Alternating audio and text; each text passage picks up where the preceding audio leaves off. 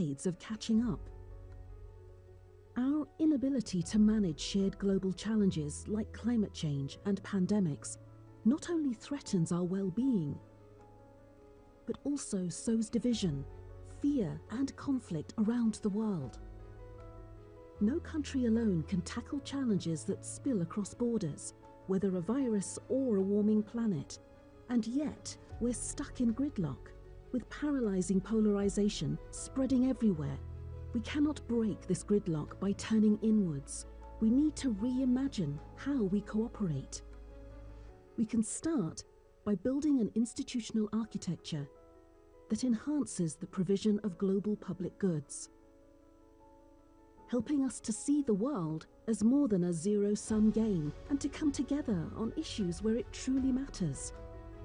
We can help ease polarization by fighting misperceptions that keep us apart, and by giving people the means to feel more in control of their lives. We don't have to be swept up in a whirlwind of problems, sinking deeper with each disaster. We must do better. We owe it to ourselves, to each other, and to the planet.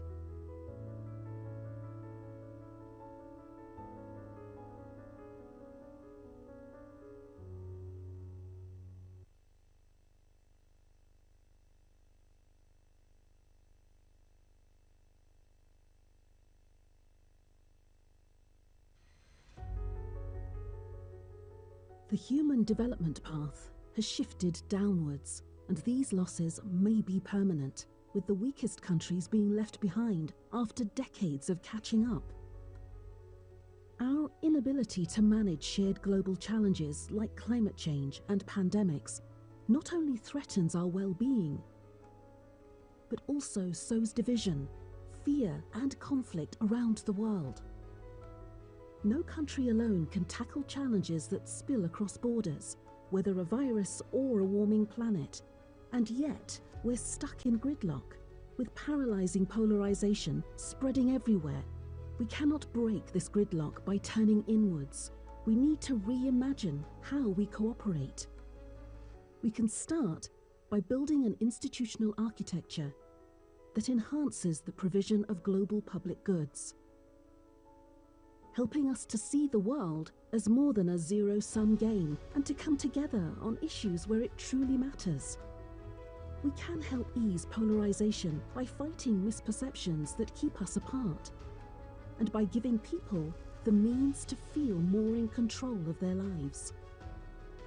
We don't have to be swept up in a whirlwind of problems, sinking deeper with each disaster. We must do better. We owe it to ourselves, to each other, and to the planet.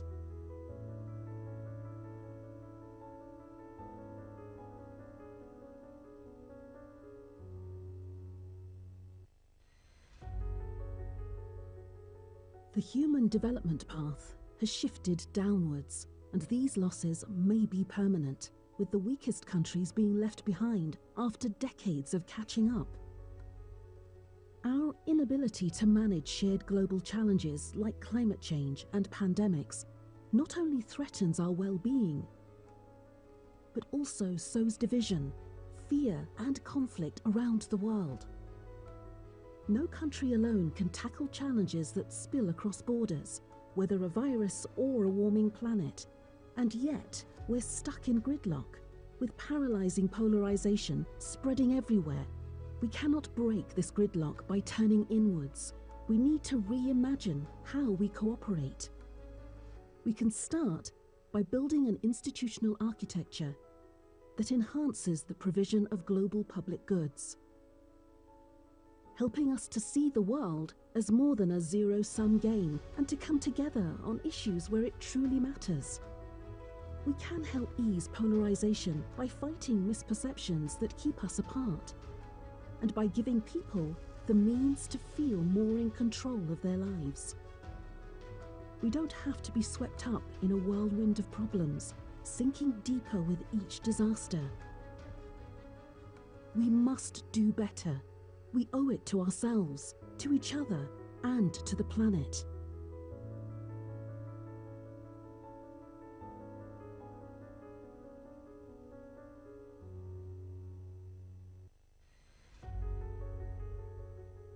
The human development path has shifted downwards, and these losses may be permanent, with the weakest countries being left behind after decades of catching up.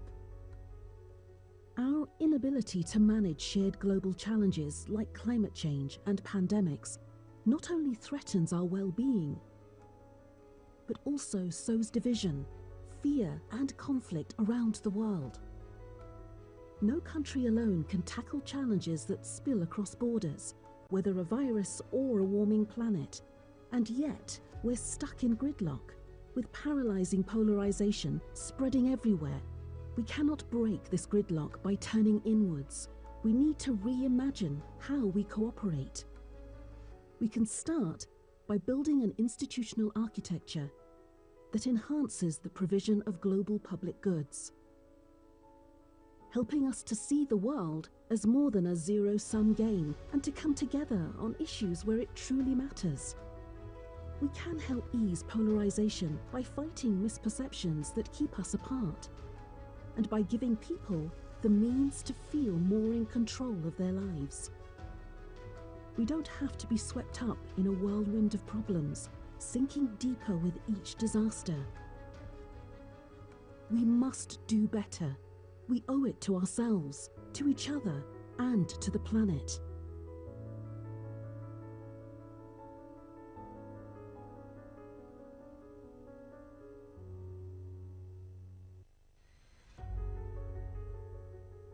The human development path has shifted downwards, and these losses may be permanent, with the weakest countries being left behind after decades of catching up. Our inability to manage shared global challenges like climate change and pandemics not only threatens our well-being, but also sows division, fear, and conflict around the world. No country alone can tackle challenges that spill across borders, whether a virus or a warming planet, and yet we're stuck in gridlock, with paralyzing polarization spreading everywhere. We cannot break this gridlock by turning inwards. We need to reimagine how we cooperate.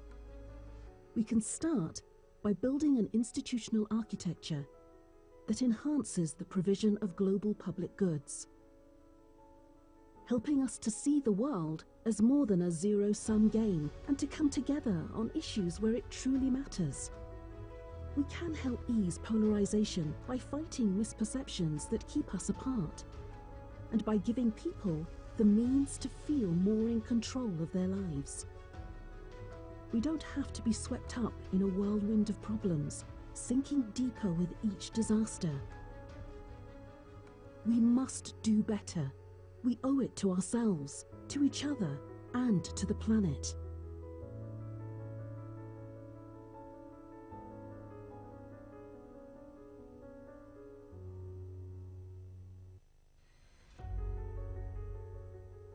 The human development path has shifted downwards, and these losses may be permanent, with the weakest countries being left behind after decades of catching up. Our inability to manage shared global challenges like climate change and pandemics not only threatens our well-being, but also sows division, fear, and conflict around the world. No country alone can tackle challenges that spill across borders, whether a virus or a warming planet, and yet we're stuck in gridlock, with paralyzing polarization spreading everywhere.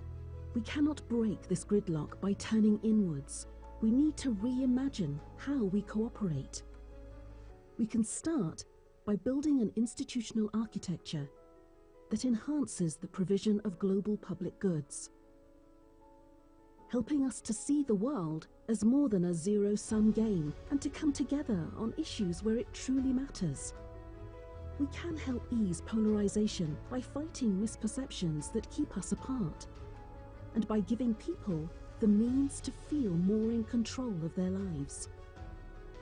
We don't have to be swept up in a whirlwind of problems, sinking deeper with each disaster. We must do better. We owe it to ourselves, to each other, and to the planet.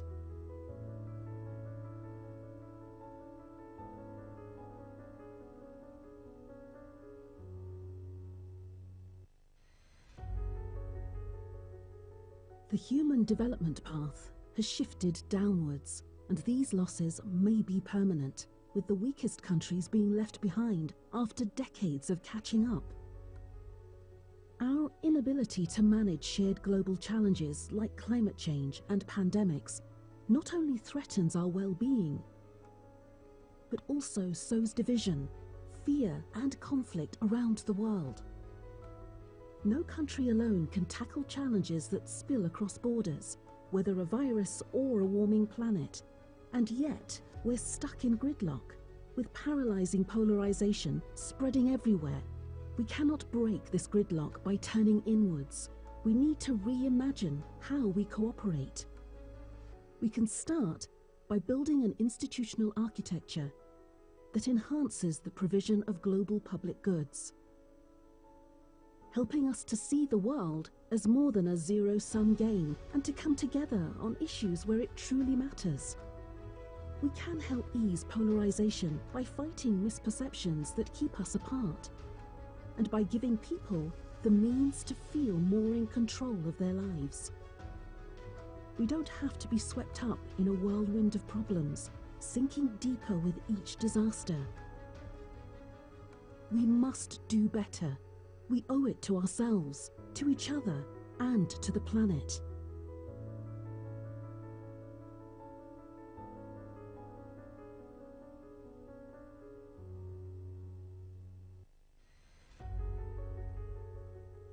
The human development path has shifted downwards, and these losses may be permanent, with the weakest countries being left behind after decades of catching up. Our inability to manage shared global challenges like climate change and pandemics not only threatens our well-being, but also sows division, fear, and conflict around the world. No country alone can tackle challenges that spill across borders, whether a virus or a warming planet, and yet we're stuck in gridlock, with paralyzing polarization spreading everywhere. We cannot break this gridlock by turning inwards. We need to reimagine how we cooperate. We can start by building an institutional architecture that enhances the provision of global public goods, helping us to see the world as more than a zero-sum game and to come together on issues where it truly matters. We can help ease polarization by fighting misperceptions that keep us apart, and by giving people the means to feel more in control of their lives. We don't have to be swept up in a whirlwind of problems, sinking deeper with each disaster. We must do better. We owe it to ourselves, to each other, and to the planet.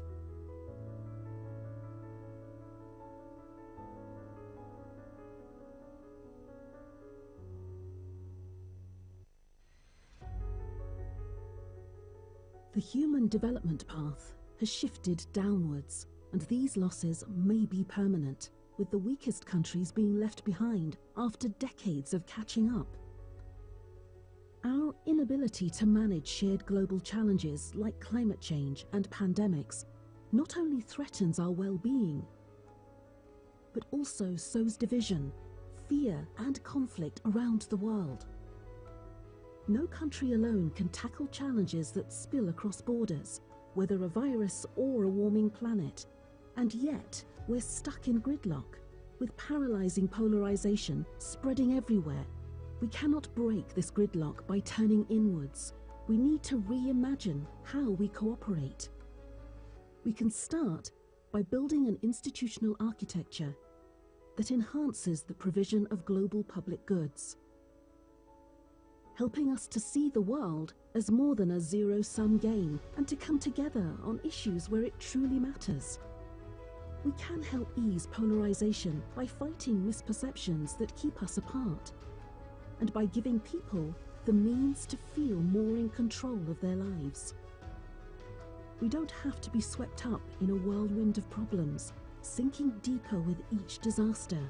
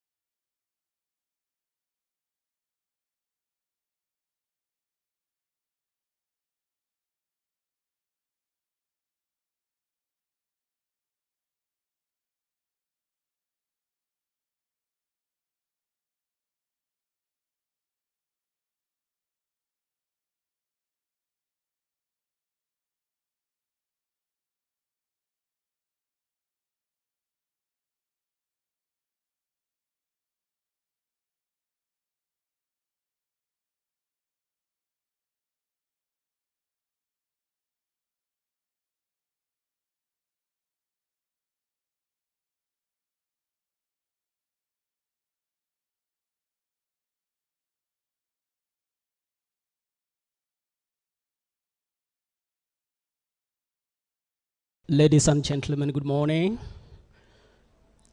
Welcome for the launch of the HDR. For those who have taken a cup of tea, kindly get settled. Please come in and have a seat. We're starting in the next 5 minutes. The chief guest is within the building. Kindly let us come in and settle down. The next 5 minutes, we're going to start. Thank you.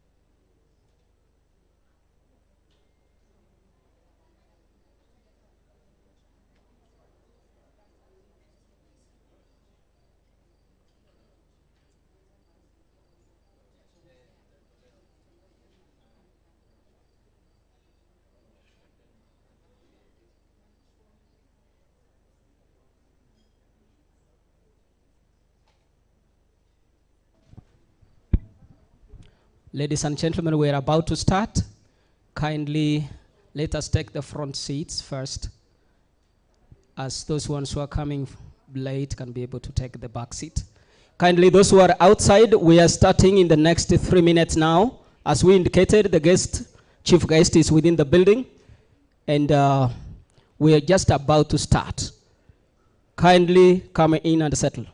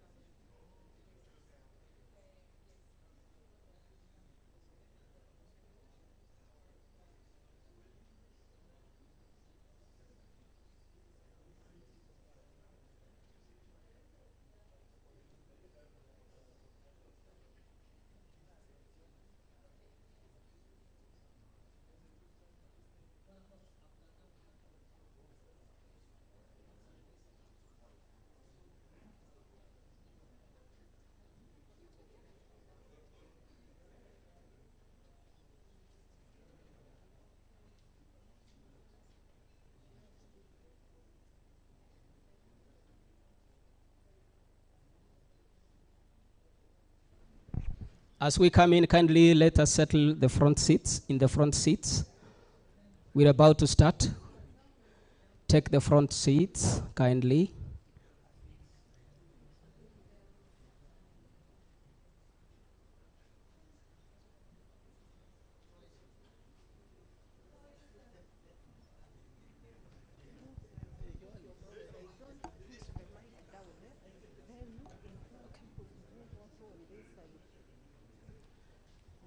Okay. Kindly let us settle, let us settle. For those who are outside, we are about to start, kindly. We are starting the next few minutes.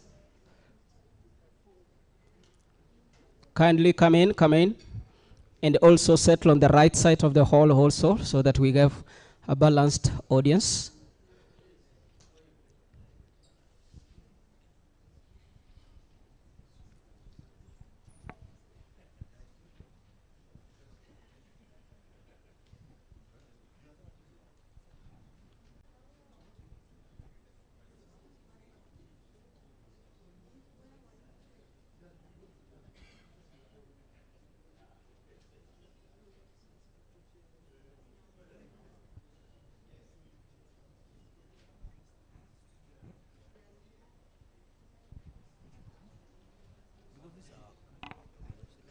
Kindly, let's move forward. Let's move front for those who have come in. We have more seats in front here, kindly. Those who are at the back.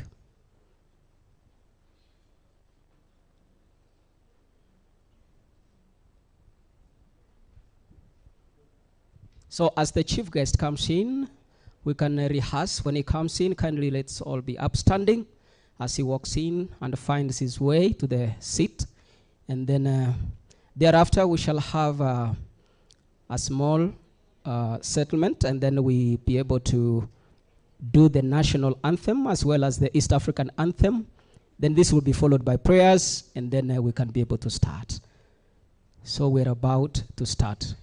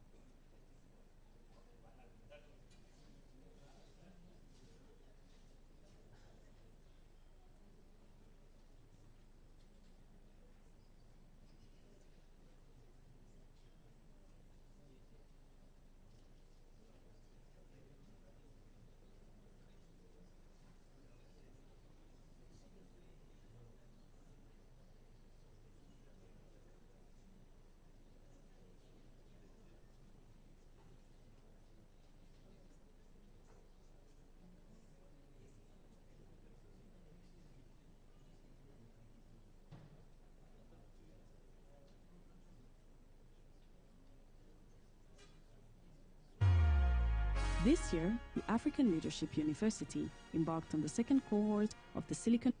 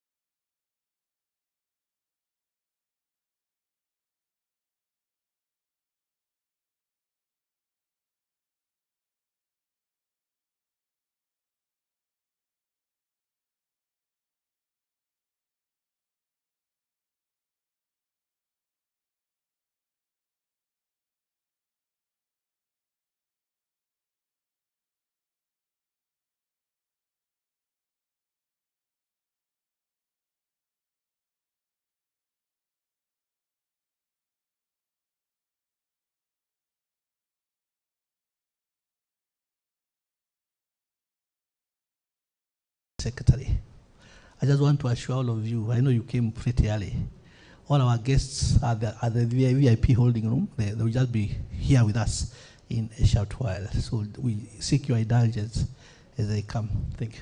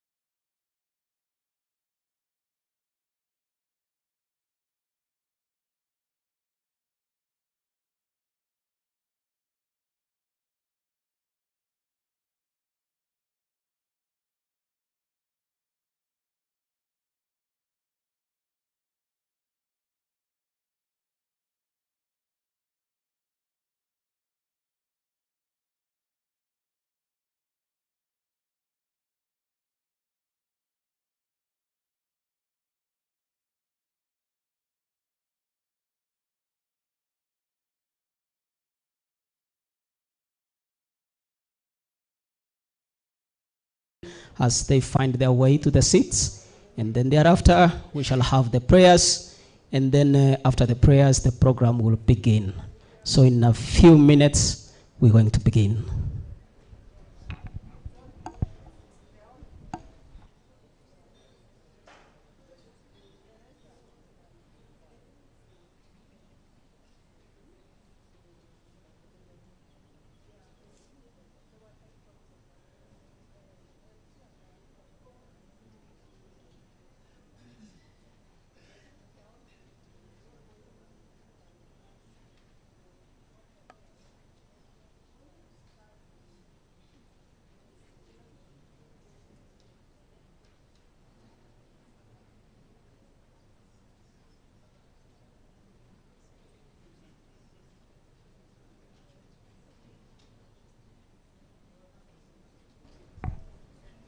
And as we said, kindly take the seats in front of you so that those who are coming back a bit late can sit at the back. In a few minutes, we're starting.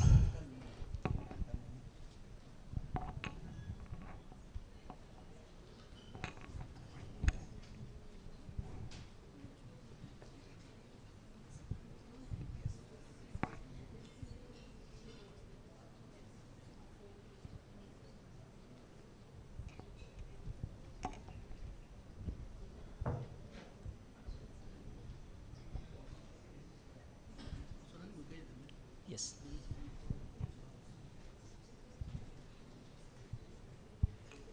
Let us be upstanding, members.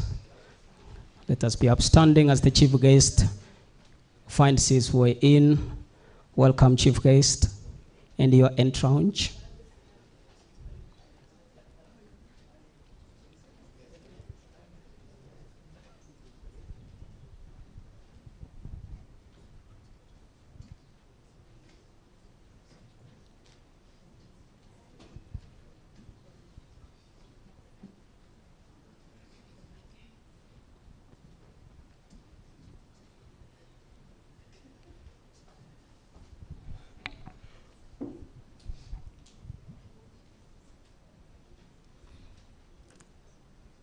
Thank you, chief guest, and your entourage for finding time to join us today.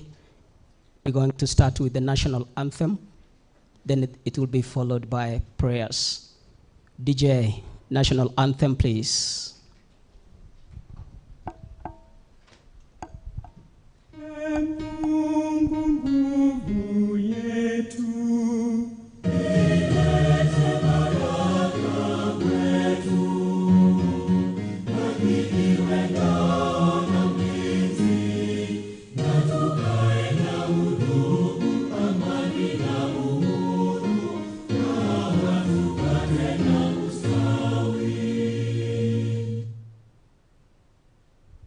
East African.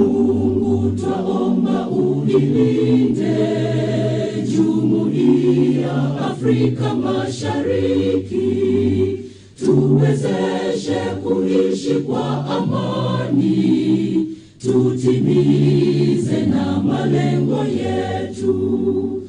Jumuiya yetu sote tuilinde, tuajibike, tuimarike. Umoja wetu ni nguzo yetu, idumu jumuiya yetu. Chief guest, now we're going to offer prayers. Director Maina, kindly.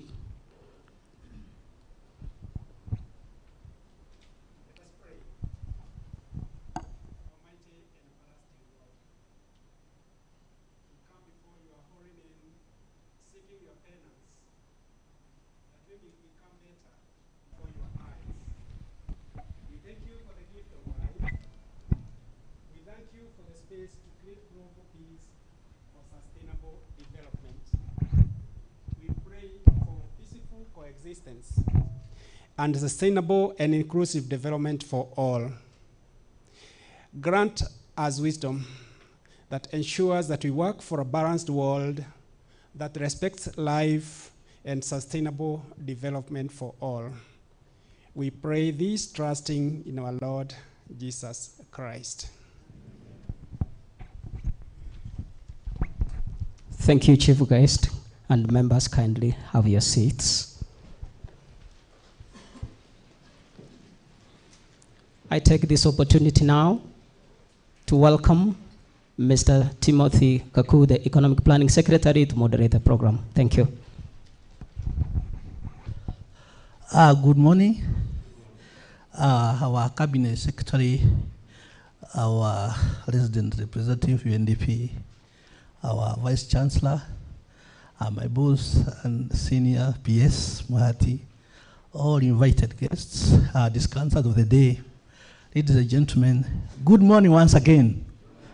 Yes, I think in the interest of time, we may not be able to do self-introductions.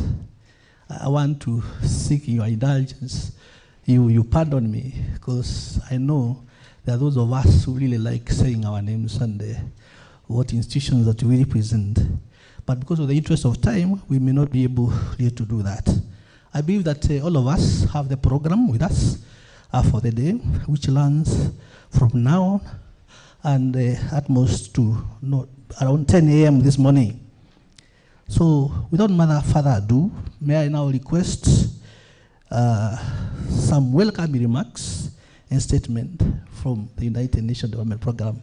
Bwana Ngorano, karibu, thank you.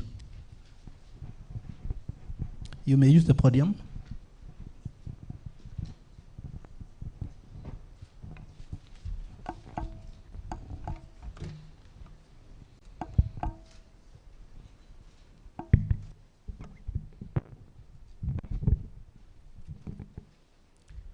Once again, good morning. My name is Anthony Ngororano. I'm the UNDP resident representative to Kenya. Huge honor and privilege to be here with all of you. First thing on a Monday morning for really a momentous event. As you all know, this Human Development Report is one of UNDP and the UN Family's flagship program, really helping focus the world's attention on this question of human development. This particular report is the 34th, right? So it's got a quite long genealogy, 34th report, and I will try to make my welcome remarks very brief in order to give time for the subsequent presenters. First and foremost, chief guest, Your Excellency, Professor Ndungu CS of the National Treasury and Economic Planning, Vice Chair Professor Kiama of the University of Nairobi, PS Economic Planning James Mohati, Professor Kamau in lieu of Professor Kanyinga, Director of the Institute of Development Studies, Mr. Timothy Gakuku, Economic Planning Secretary in the Department of Planning. Distinguished ladies and gentlemen and friends. On behalf of UNDP and the UN in Kenya, I'm pleased to welcome you all to join in this national launch of the UNDP 2023-2024 Global Human Development Report on the theme, Breaking the Gridlock, Reimagining Cooperation in a Polarized World. Let me begin by expressing our most sincere thanks to you, Waziri, for having essentially enabled this to happen through the collaboration with your team. And of course, my brother, PS Mohati, as well as the entire team. Honorable Chief Guest, Your Excellencies, the report, the Human Development Report, was launched globally on the 13th of March, 2024, through a high-level event led by the UN Secretary General, Antonio Guterres. And he, alongside the other distinguished speakers, highlighted the relevance and timeliness of this report in the current global context. The theme subject of the report argues that we live in a tightly knit world, yet shared interlinked global challenges such as runaway climate change are outpacing our institutions' capacity to respond to them. We face a global gridlock, exacerbated by growing polarization within our countries, which translates into barriers to international cooperation. Critical at this time, this Human Development Report reflects on how we are all interconnected at national, continental, and global levels by our economic and digital interdependence. For example, despite the connections, we seem to be separated and not working in unison to solve our shared development challenges. Ladies and gentlemen, for 34 years, UNDP and its partners has released this Human Development Report and Index ranking all countries by health, education and living standards, a proxy for the freedom and opportunities facing people living in different countries. Indeed, this particular report points to more globally shared opportunities, but also challenges due to our interdependence in terms of our livelihood. This high level of interdependence is driven by two main drivers. First and foremost, the dangerous planetary changes of the Anthropocene era that are deepening the global connection among societies, economies, and ecosystems, but also viruses, microplastics in our oceans, and forest fires that are not limited by national borders. The second driver relates to the unfolding digital revolution that has led, as you'll all be aware, to not only an increase, a massive increase in the sharing of data, but also of ideas, culture, and connectivity at a very human level.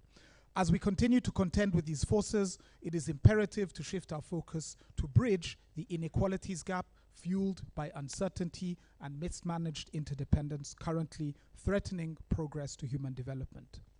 We need to collectively recharge implementation of the Sustainable Development Goals and reverse the trend identified in the 2023 SDG report that showed stalled or even reversed progress for 30% of the SDG targets and weak or insufficient progress for another 50% at the midpoint towards the SDG timeline of 2030.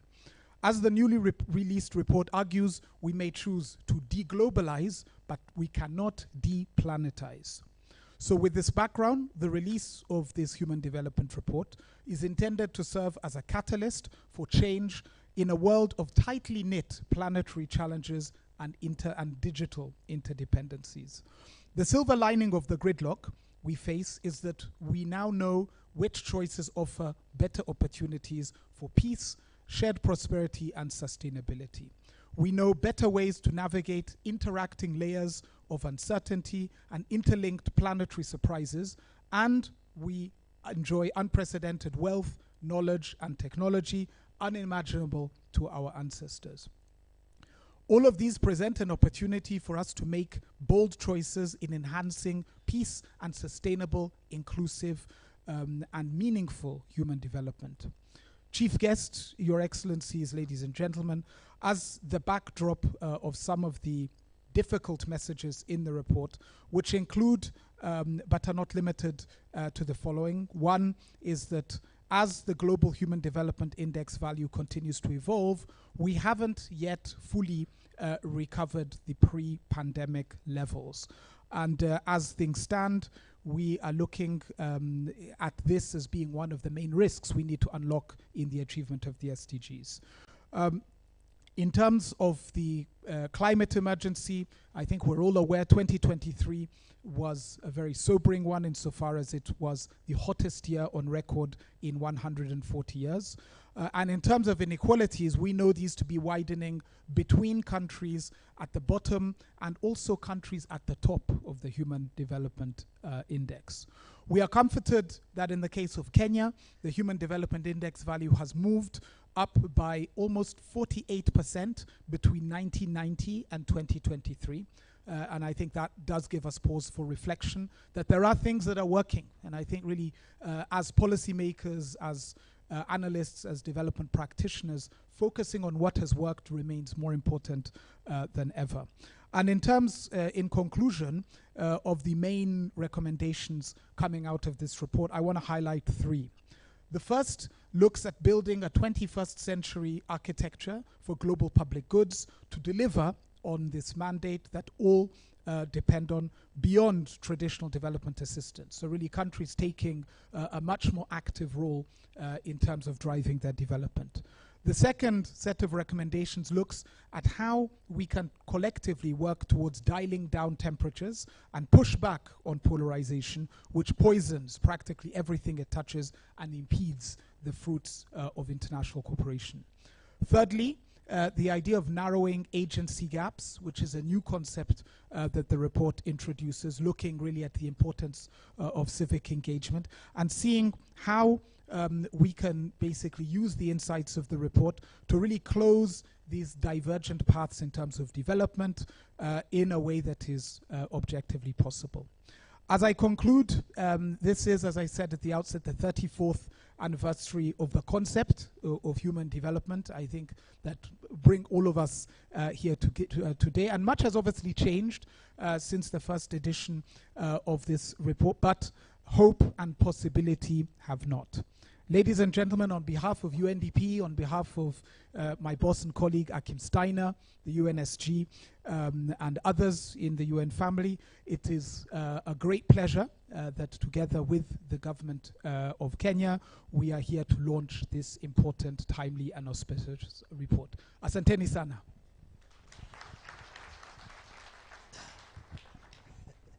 Thank you so much. Yes.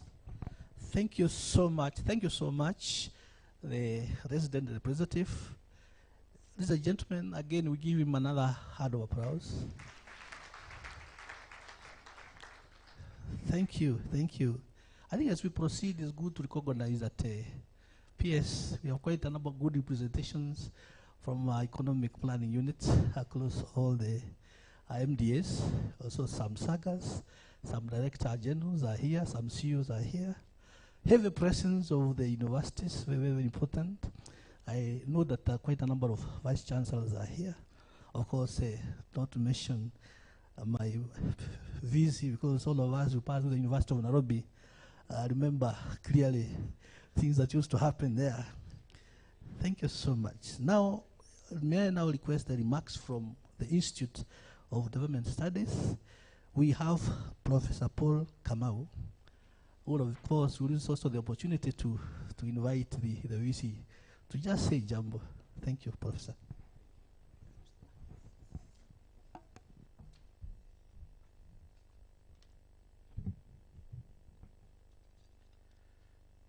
Thank you very much,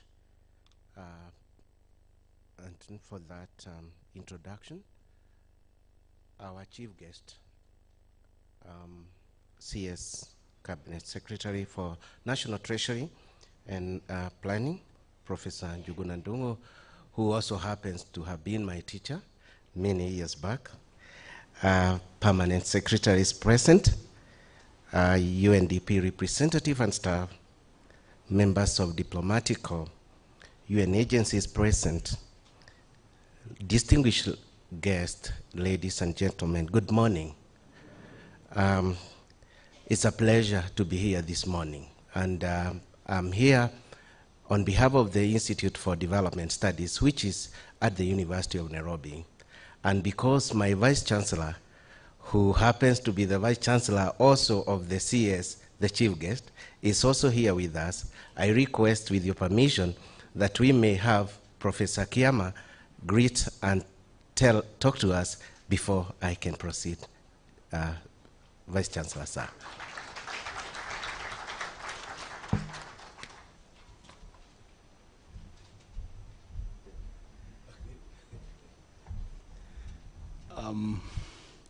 Thank you. I was just sitting back so that Kamau, you can continue. But since I'm here, I think, you know, University of Nairobi vision is a globally competitive university transforming society. And when I see the scholars from the University of Nairobi working with the ministry, with the UNDP, I see that is really our business as a university. To do what we can to ensure we transform society. And even when we address this matter, I've heard UNDP saying that the issue of the divide that is there, the digital divide, also the issue of the planetary changes that are with us. Obviously, I've always said that we, just the way we invest in the infrastructure, putting up bridges and putting up a lot of money on putting up beautiful and very heavy intensive roads and bridges, we also need CS to put a lot of resources on the issue of availing internet, because that's what is going to remove these barriers between different, remove this polarization. so that everybody moves together into the future. I want to appreciate all of you who are here today, including the CS. Asante and God bless. Cheers.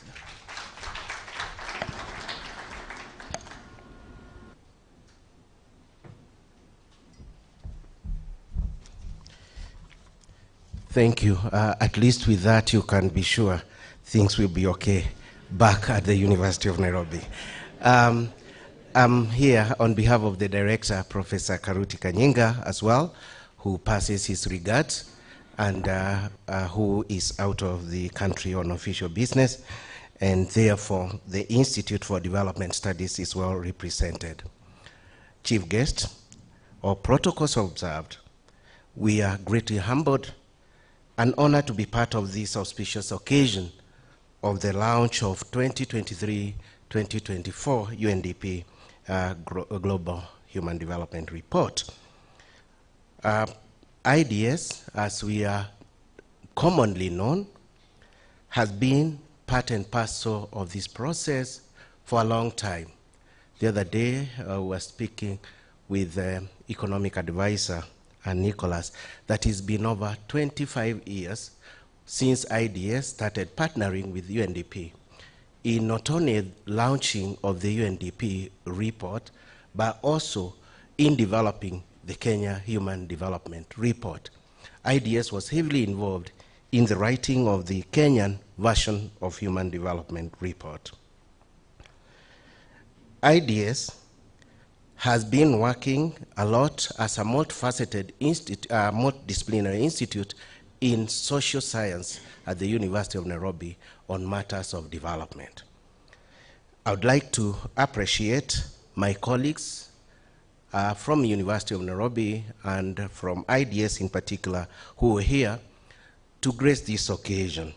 And with your permission, Chief Guest, I would like to ask them, wherever they are, the IDS fraternity, kindly stand up so that the CS can see you. Are we there? The IDS family, colleagues and students, these are part of what, please let's appreciate them. Thank you very much. We have been part and parcel. We use the Global Development Report a lot in our research work. Just recently, IDS partnering with AERC was implementing along a 3-year project on human capital development in Africa as one of the think tank. And again, the chief guest, our CS, played a critical role in this project that was looking at human capital development in Africa. And definitely, when you look at issues of access to education, to health, it's telling a lot in terms of what needs to be done, even as we look at the GD, Human Development Index growth across the globe. We are well notified of the biannual publication by UNDP. This is the Human Development Report. The UNDP representative, Mr. Anthony, has mentioned about how this is the 34th edition of this process. Allow me just briefly to mention that the innovation or the innovation of Human Development Report back in 1990 by UNDP was a major breakthrough from the initial thinking about development, where most of the attention was given to economic growth with an assumption that if growth happened, then all other facets of development were to occur. Experience and empirical evidence across the globe showed that it was not the case, especially among developing countries. While growth is sufficient, is necessary, it may not be a necessary condition for development. For this reason, countries that pursued growth phenomenon or growth outcome, aiming at 5 to 10% of growth, found them that in spite of growth, inequality, social exclusion, and lack of development was happening. We are aware that in mid-80s, the structural adjustment program, which were meant to spur growth, failed a bit because of neglecting the social aspect of development. When we think of development as a concept, many times we'll hear, if you look at Amartya Sen, Todaro, Chambers, that is a multifaceted phenomenon that include the well-being, progress, freedom, capability, utilization of resources optimally, equity, and sustainability. So it's for this reason that UNDP in 1990 came up with a better, a more inclusive measure of development, which is Human Development Index, and which we've been told about its growth, especially, or its improvement in Kenya. This, we applaud UNDP and its partners for this major breakthrough. The HDI not only look at economic success, but also other facets of life that contribute to well-being of the population. Life expectancy, literacy rate, education, standard of living, access to health, empowerment, among many others, demonstrate the importance of this report. Today, I can say without fear of contradiction that HDR, or Human Development Report, remains one of the most consulted documents by development practitioners, government, academia, civil societies, whenever we're looking at development. It will tell you variation on indicator by indicator across countries, to tell you variation among even across time over this. So it is one of the richest, inclusive, and encompassing indicator when it comes to understanding development. Allow me now, very briefly, to mention about the report we are launching today. Ladies and gentlemen, the report that is about to be launched today looks at breaking gridlock, reimagining cooperation in a polarized world. When I look through this report, I see it very closely linked to the issue of Agenda 2030, particularly SDG target. Broadly, you look at the 5 P's of the SDG, you're looking at the planet, people, prosperity, peace, and partnership. This report speaks to these issues in terms of what do we see with regard to people well-being. What do we see in terms of the planet we are living today? What are you looking at? Prosperity, peace, and partnership. Many of the prescriptions of development before were more related to what do developing countries need to do. I think SDGs take a different perspective in that unless we are in it together, we will sink. So it's no longer a prescription do, but let's do jointly.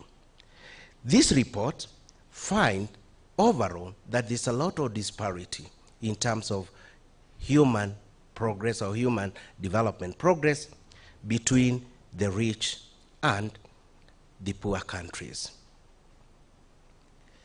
During the period under review, we see that rich countries or the North have recorded significant improvement in the HDI, whereas the developing countries, especially the lower bottom countries, continues to experience sluggish indicators. In fact, estimation from the report shows that some of the lower bottom countries have become worse than they were in 2019, just before the COVID pandemic. This call for a partnership in resolving some of these issues. There's no evidence that is more clear than when there was COVID and vaccination was to be developed, the distribution, the access was quite skewed in favor of the developed country. This could be one of the reasons where polarization and gridlock is happening. The uneven development progress is leaving poor countries behind, exacerbating inequality and stoking political polarization on a global scale. The result is a dangerous gridlock that must be urgently tackled through collective action if the SDG agenda is to be achieved, where we are looking at moving together and leaving no one behind. Globally, the COVID-19 pandemic affected all countries negatively, but the expectation of the 2023 HDR report was that at least post-COVID, there will be some level of recovery, while the northern global countries are doing pretty well and even registering higher growth in GDI. The poor countries, where most of the African countries lie, continues to languish.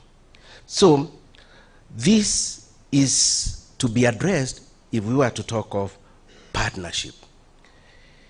The rich countries, the widening development gap shows that the 2 decades trend of steadily reducing inequality between the rich and the poor countries is now in reverse. We had thought the gap would be closed, but it appears to be growing. If you look at the global trade, what is the skew? Who are major partners?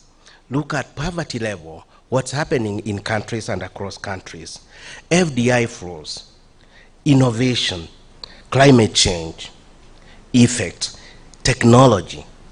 And therefore, it brings the question of where is globalization working for us all, or it's working for some. So ladies and gentlemen, the HDR 2024 is very clear on how partnership can be used to address this disparity and to unlock the challenges of development between the North and the South, and how human-centered approaches are critical for this. As we witness the launch of this report, it's my hope that we shall find ways to leverage on the interdependence factors that come about because of globalization. How do we build capacities and address the shared and existential challenges, and more importantly, ensure that Kenyans' aspirations are met? We need to have an open discussion on how these findings of this report can inform Kenya's policies and development strategies going forward. As one of the organizing institutions in this launch, I want to once again echo our welcome to you all, and to say that we have a document that we can refer to when we're looking at addressing development challenges in Kenya. Thank you very, very much. I welcome you all. Thank you so much. Another hand of applause. I think as we usher in Mr. Becky now to give us the presentations for the day, I just want again to reflect on the participation this morning. I'm informed reliably that we have a number of you coming from private sector agencies, and this is very good. I'm also informed that we have the Inter-Religious Council of Kenya represented in the room, head of research institutions, and the CS guests. We also have virtual participants. The participants basically were participating virtually, so it's not just limited to the number of people that's in the room. Becky? Yes, please. And I think as you prepare to do the presentations, guests, yesterday when I was discussing about this event in church with a friend, and then I talked about HDI. Little did I know, some people are authorities in the discussions. Then he said, that must have something to do with what you call balanced abundance. I could not proceed because I was lost. Thank you. Yeah, it's okay. Thank you very much, EPS, for your introduction. And chief guests, and Honorable CS, National Treasury, and State Department of Planning, Professor Njuguna. I also recognize the VC from the University of Nairobi, Professor Kiama. I also recognize the Principal Secretary in the State Department of Planning, Mr. James Muhati. I also recognize UNDP Res Rep, distinguished ladies and gentlemen. Now, my responsibility is to present the report very briefly, and I will try to whisk through. I don't know whether I am able to. I was told I'm given 10 minutes to do that. Okay, let's start. The human development path has shifted downwards, and these losses may be permanent, with the weakest countries being left behind after decades of catching up. Our inability to manage shared global challenges like climate change and pandemics not only threatens our well-being, but also sows division, fear and conflict around the world. No country alone can tackle challenges that spill across borders, whether a virus or a warming planet. And yet, we're stuck in gridlock, with paralyzing polarization spreading everywhere. We cannot break this gridlock by turning inwards. We need to reimagine how we cooperate. We can start by building an institutional architecture that enhances the provision of global public goods, helping us to see the world as more than a zero-sum game and to come together on issues where it truly matters. We can help ease polarization by fighting misperceptions that keep us apart, and by giving people the means to feel more in control of their lives. We don't have to be swept up in a whirlwind of problems, sinking deeper with each disaster. We must do better. We owe it to ourselves, to each other, and to the planet.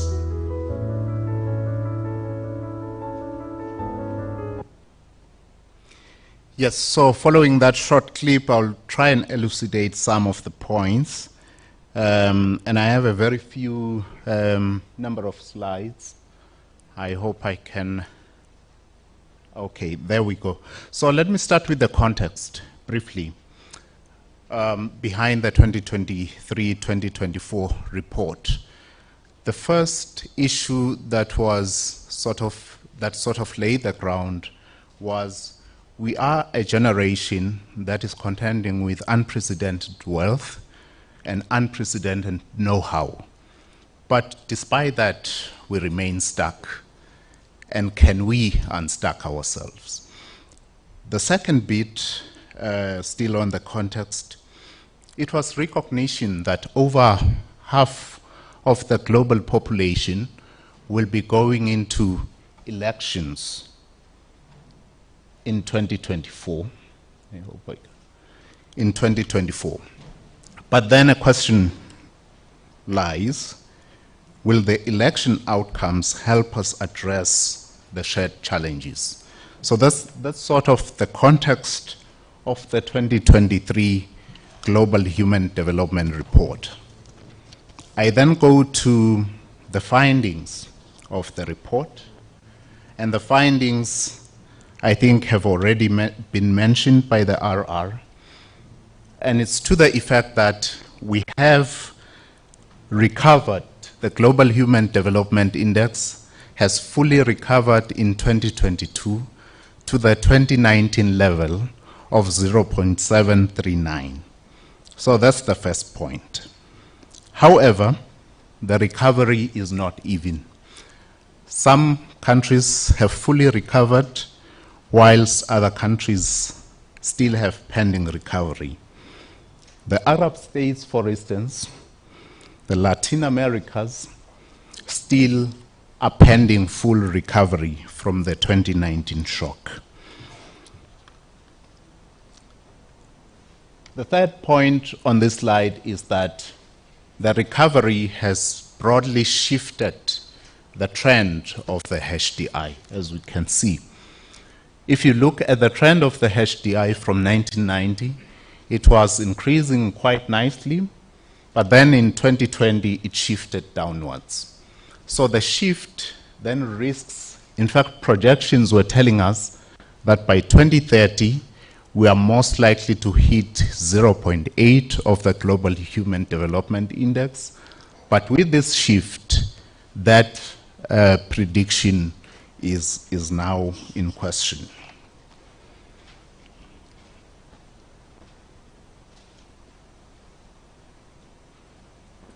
Okay. The next finding is a story around inequality. Between 1990 and 2019, we've been doing very well, extremely well, in terms of reducing inequalities, as measured as the difference between high-income countries, very high HDI countries, and low HDI countries. So we've been doing extremely well up to 2019. However, in 2020, inequalities started reversing, which then comes with a risk. Why is that so? It's because OECD countries have fully recovered from the 2019 shock, whilst low-income countries remain partially recovered. In fact, only 49% of the low HDI countries have fully recovered the 2019 shock of COVID-19.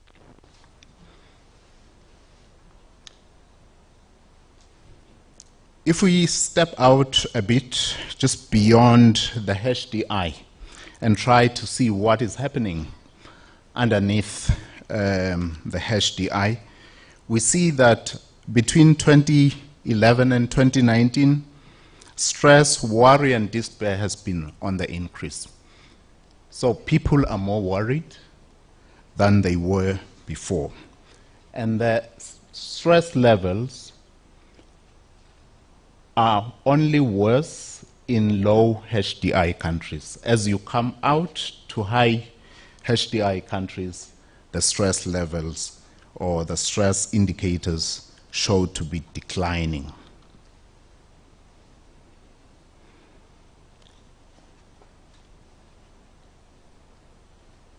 Sorry. Now, a story of connections, as we have already had it. We are contending with extensive planetary and human connections, fueled by digital technology, by shifting economic structures, by cross-border information exchange, and all these bring with it opportunities and challenges. So that's the story here. We are more connected than we were in the history. But unfortunately, our connection is coming at a cost. It's coming at a cost in terms of human life. We've had losses in lives, especially from 2019 onwards, up to 200,000 maximum. And we have also had displacement, significant number of displacements in excess of 100 million people being displaced.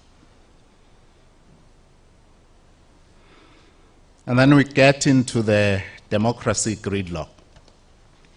In as much as we fully support democracy, or most people support democracy, from 2017 onwards, there has been a tendency to vote for leaders that have a potential of undermining democracy.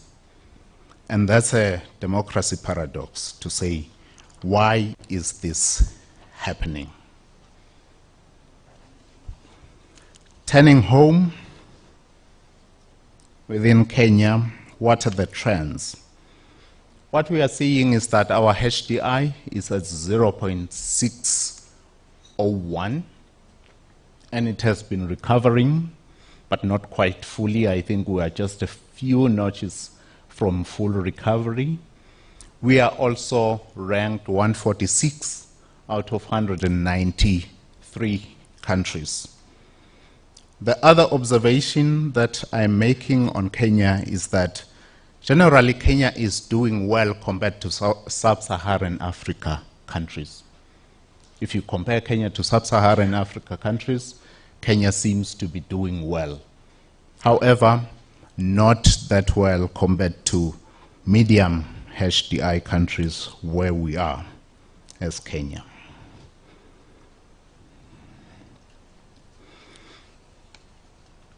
We then turn to the pathways. How can we unlock this gridlock? The first proposition is we need to close agency gaps. Agency gaps, we have two indicators of agency gaps on the screen. Firstly is that 5 out of 10 people felt out of control in their lives.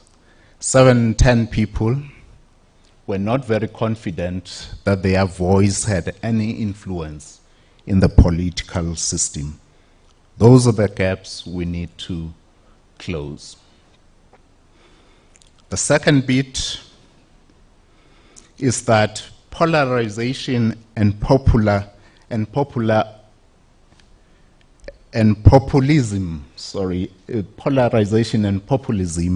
are the two biggest risks towards agency gaps. And this risk erosion of our ability to tackle issues that transcend beyond our borders. The second pathway is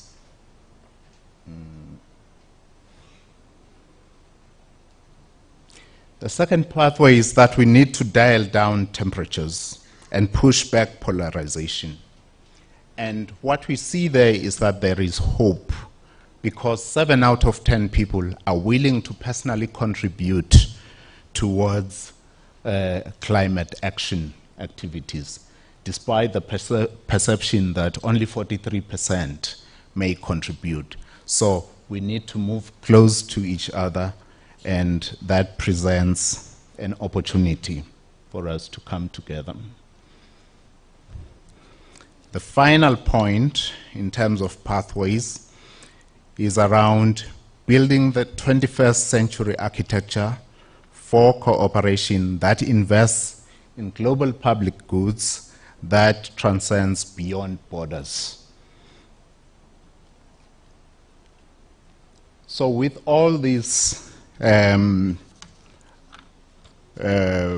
distinguished guests, what we are saying is that we know what the global challenges are, and we also know who will be affected.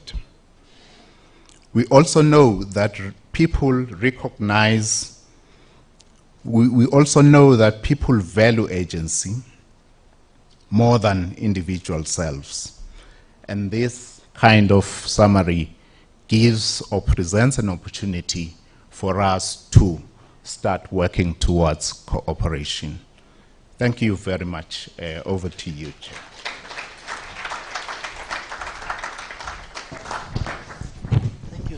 Thank you so much, Becky, for those insights into ideally why we are here today. Our guests, again, in our midst, we have good representations from the diplomatic community, head of cooperations, and I'm informed that Finland is around. I'm also informed that the ambassador for Rwanda is also around. Feel welcome and part of this discourse. Time has come now to really hand over this responsibility to my senior and PS to take over the rest of the programs. But before I do that, one, I'm excited to do so, PS. The reason is that the last time I was in this kind of responsibility in Kisumu, I made a risk ask a member in the audience what they thought about me in terms of development. And the gentleman who I thought would say very positive things about me looked around the room and again looked back at me and said, "You actually look like an audit query." P.S.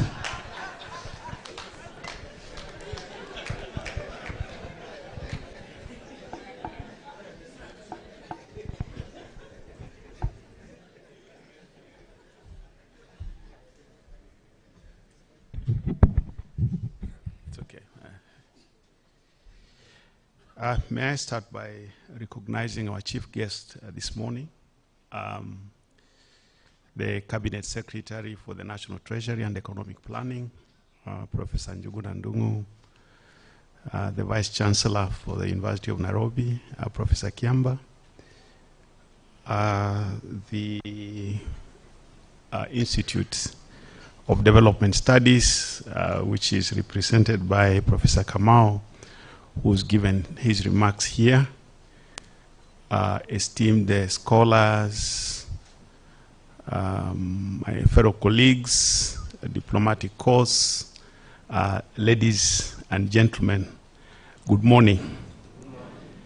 I'm not remembering that the MC who has been here made any greetings to us this morning. We just came in and dived into the program.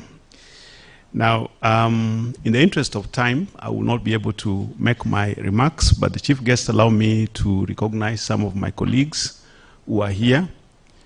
This particular event has been co-hosted by the National Treasury and Economic Planning, the UNDP, and the University of Nairobi.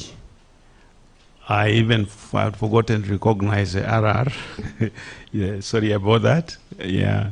So I want to recognize my colleagues who are here. Let me start with the DGs, if you can stand, where you are, the DGs who are here, for agencies. Yeah, we have Dr. Sheikh from the National Council for Population Development. My other colleagues, you can stand up.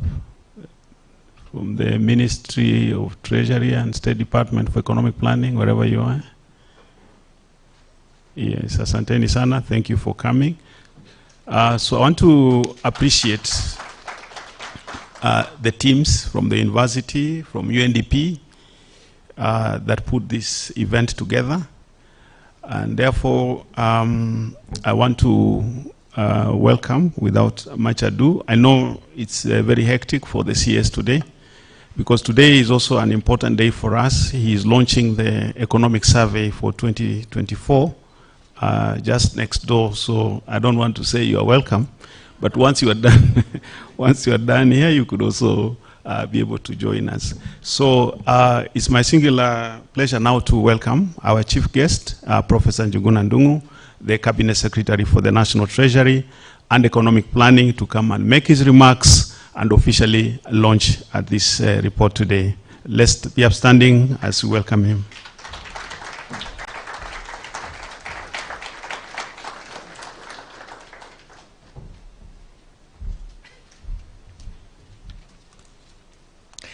Let's be seated, please.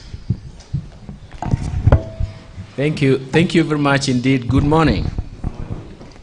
I feel very honored to be the one to even talk about this official opening is nice, but also talking about the subject matter is also very exciting for me. Let me first of all start by recognizing the honorable members and invited guests who are here. I mean, start with my colleagues did not show up, but I think I can still then start with the ambassadors and development partners, high commissioners. I'm very, very excited that you are here. We have talked about this subject matter about development, so it means that there are experiences that you can share. Let me also recognize my Vice Chancellor, Professor Kiamba. I was reminding my friends that, you know, I'm still on leave of absence, so the Vice Chancellor is still my boss. So I have to remember that. And also, the friends of the UN system. Thank you very much, President Lep, Anthony Gororano, for this presentation, but in absentia, I also recognize my friend Akim Steiner. We've done some work together from environment to now the UNDP. I'm very excited about that. Let me also recognize those institutions that deal with policy and capacity building, the IDS, the Institute of Kipra, and others who are here, economic affairs and all that. Distinguished guests, ladies and gentlemen, for me it's a privilege to actually be here. And it's also an honor to launch this Global Human Development Report 2023-2024. The theme is also very exciting. It's talking about breaking the gridlock, reimagining cooperation in a polarized world. And this is quite timely, it's quite relevant, but more importantly is that we have a lot of experiences to share with this kind of theme, and even the introductory words that I've listened to. Perhaps it's also maybe opportune time for me to make some 4 points along the theme, and even the experiences that we have really covered. And the first one is, I still recall, in the middle of so many upheavals, in 2021, a group of senior people, especially from the Bill and Melinda Gates Foundation and other foundations and development units, asked me what could take Africa to recover from those layers and layers of negative shocks that were also persistent to the point where they created a permanent effect. In economics, we actually say they created a structural effect, so you require structural reforms to unwind them. In most of my speeches I've made recently, I've talked about unwinding from layers and layers of negative shocks. But when I was asked that question, how do we ignite economic recovery and how do we defend that economic recovery? I just didn't think much because I was seeing that we had not seen the end of the shocks. But I made 4 points. And the first one was what we had already started working on from 2018 on human capital development. And that is why Professor Kamau was able to talk about it. Because what I did was then, looking at African scene, what was really hurting us was the quality of human development. And not just what you see, is also what you see in leadership in critical institutions. Remember my life as a regulator? I used to argue that if the regulator fails, the whole markets will fail. If leadership in institutions fails, then we fail. Why? Because institutions have 2 critical roles to play, and the first one is actually defining and even stating the legal system, that is, the rules of the game, as we say it. But the second one was actually define the appropriate incentives, or what we call the reward structure. And a combination of the appropriate incentives and the legal framework would encourage prudent behavior in the marketplace. For me, that was very, very important. So what we have seen failing is actually an institutional failure problem, and also means that policy will have to fail. And that's where the gridlock starts, actually. But let me answer what I say what I said. Then let me give you the answer. I made 4 points there. One was human capital development. But when we talk about human capital development, let's start with our education system, our health. Don't forget that our health infrastructure was tested to the limit during the COVID-19. The third one was actually the labor markets themselves. And finally, the nutrition outcomes. Whichever way you start, whether you want to start from the labor market or nutrition outcome or even education attainment, you'll find, and health, you'll find that all these are intertwined. And that is why we started that work, and I invited several think tanks, national think tanks, to actually use that work for their individual countries. IDS was one of them, Kipra was the other. Among the 7 countries for Bill and Melinda Gates Foundation, we chose and supported them through research grants, about 7 countries, in Bill and Melinda Gates Foundation, 7 countries. It is because of its importance. The second one I argued was that you have to develop, protect, and regulate markets. I heard the presentation here, and one of the things is that we find ourselves beating ourselves. You have made so much investment but then the market does not help you deliver the fruits of your investment. In Kenya, for example, in some of the places where poverty has really struck very hard, is because markets collapsed, markets failed. It was followed by an institutional failure problem. Just get an example. Look at what happened to the coffee sector. I come from the coffee sector. I went to school because of coffee. Look at the fights in the tea sector. Look at what is happening in the sugar sector. We forgot about cotton and even a very precious product called pyrethrum. Why? Markets collapsed. Why did the markets collapse? It's an institutional failure problem. Look at it this way. When markets collapse, even in Kenya where we have smallholder production with the known technology of aggregators, cooperatives, then it means that the smallholder at downstream there, if the markets are not working, he cannot increase production or even productivity. So you push him to a low equilibrium trap. That's the second point I made about markets.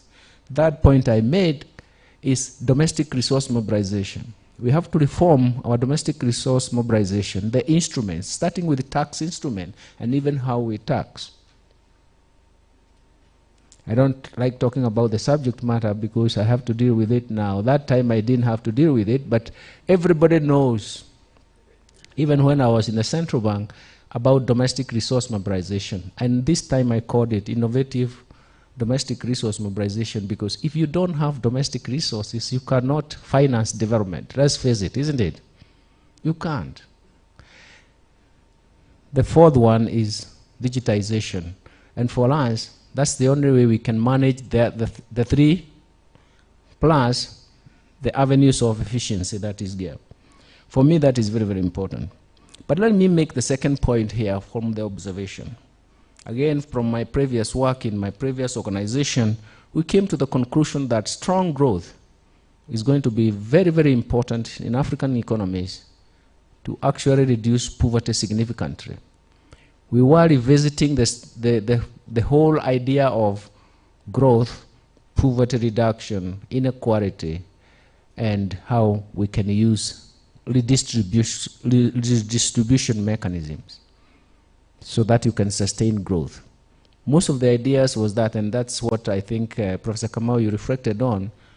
Even if you had strong growth to reduce poverty, inequality could stifle growth.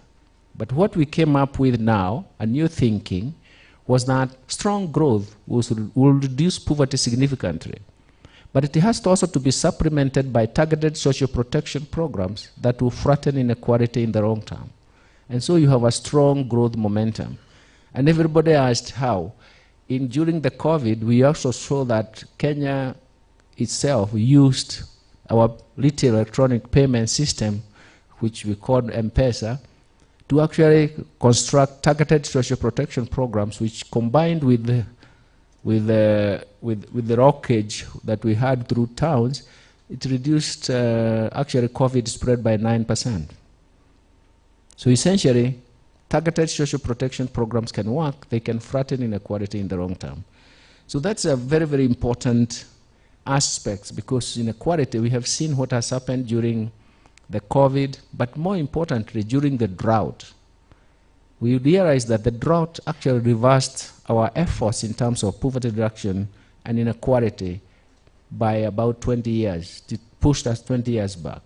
In fact, inequality at both regional and household levels have been quite amazing because of that. And we are right about that. In UNGA, United Nations General Assembly last year, the first point that was made is that the SDGs are off track. We only have 7 years to bring them back to track and achieve the SDGs. You can see how challenging that is. That is why this title and theme is very complementary to that. The gridlock, how do we break the gridlock? And we need to do that. But finally, I can't go without talking about then when economies recover, especially from climate shocks, how do you protect that recovery? And that is where we are in Kenya. we are where we are because climate change is actually quite devastating. Just see how 2022 we have one of the worst droughts in 40 years. Then the following year, that's 2023, we had El Nino, which was quite devastating. And now we are still waking up and there are floods, isn't it? Then it reminded me of the work that we were doing on climate change with the Brookings. And one of the things I was told with my team is go back and find in the Horn of African countries, are they to the right or the left of 1.5 degrees in terms of global warming? So we went back and looked at historical data. And to our astonishment is that all the countries in the Horn of Africa were to the right of 1.5 degrees. That is, there were more than 1.5 degrees. What conclusion do you make? You are going to have very unpredictable weather to the point where it's going to be very difficult to predict. Right now, of course, somebody told us about the El Nino, but all of a sudden nobody told us the flooding, isn't it? The other day we were making some presentations in terms of a contingency fund, and His Excellency the Deputy President said that he has looked at weather forecast in some of the very advanced areas and has shown that this region in the next 7 years will have more floods than you can imagine and less drought. But essentially, what is the underlying theme for us, especially coming from the National Treasury?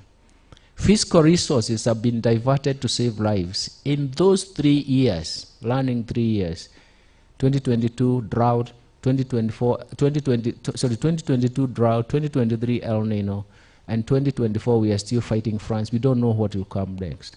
The whole issue of domestic resource mobilization becomes very important.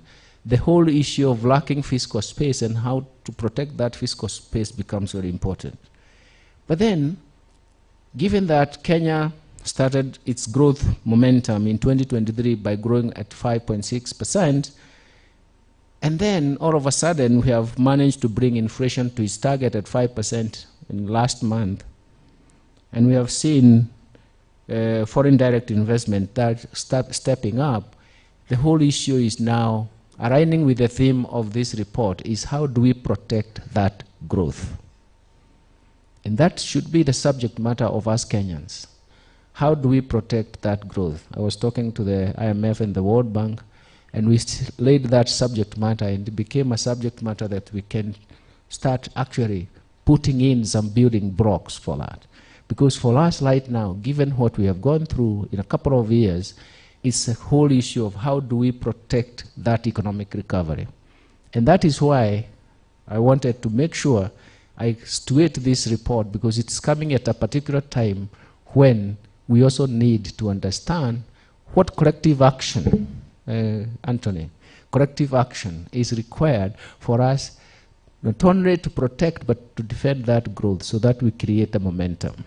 And that is why I came here to represent my ministry, but also to make those points in a way that they can be understood. Unfortunately, I'm from the university. That is why you should understand. And we actually say the university. So most of the time, I think I find myself in that wilderness of academic world. But that is how policy is shaped, isn't it? That is how policy is shaped. I still recall the first cabinet retreat when we arrived. We started introducing ourselves. We realized that we all belong to the university. And we also realized that the first the University of Nairobi has produced the first president. And that is quite admirable, Vice Chancellor. So I'm from the university. That's why I find myself, I have to defend that space of actually showing where are we in terms of the way we see it, how can we elaborate on it so that the issues at hand can be understood. So when we gather here, it is a moment in history that our world is very interconnected.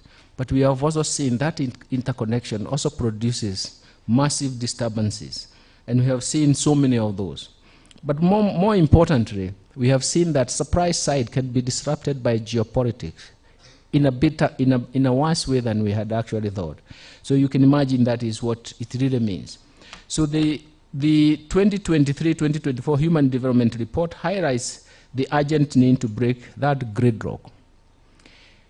And it is very, very important to show that even though it was mentioned, we need to actually even argue more strongly how the institutional DNA, I usually call it institutional DNA, can help us break that. No, last year I was meeting some friends from the World Bank, and they told me that the World Development Report 2024 was actually going to focus on why there is a middle income trap. Countries stagnate. And for me, I said I will start with talking about institutions and how institutions fail us. And right now, you can trace all the problems we have to the institutions that have failed us.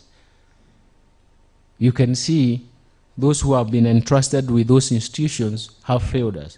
So essentially, that's the gridlock is very, very critical to understand that. The corrective action is very, very important to understand that, but we have to start by redefining our institutional DNA, which is going to support development. So that's why this report has caused the polarization, where political, economic, and even social, that poses significant threat to human development. And this hampers our ability to tackle common challenges.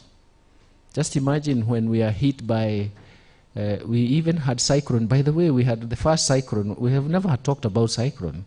And all of a sudden, there was an app that was monitoring where it is, isn't it? Of course, that's how we advance technologically. We have to use that knowledge base.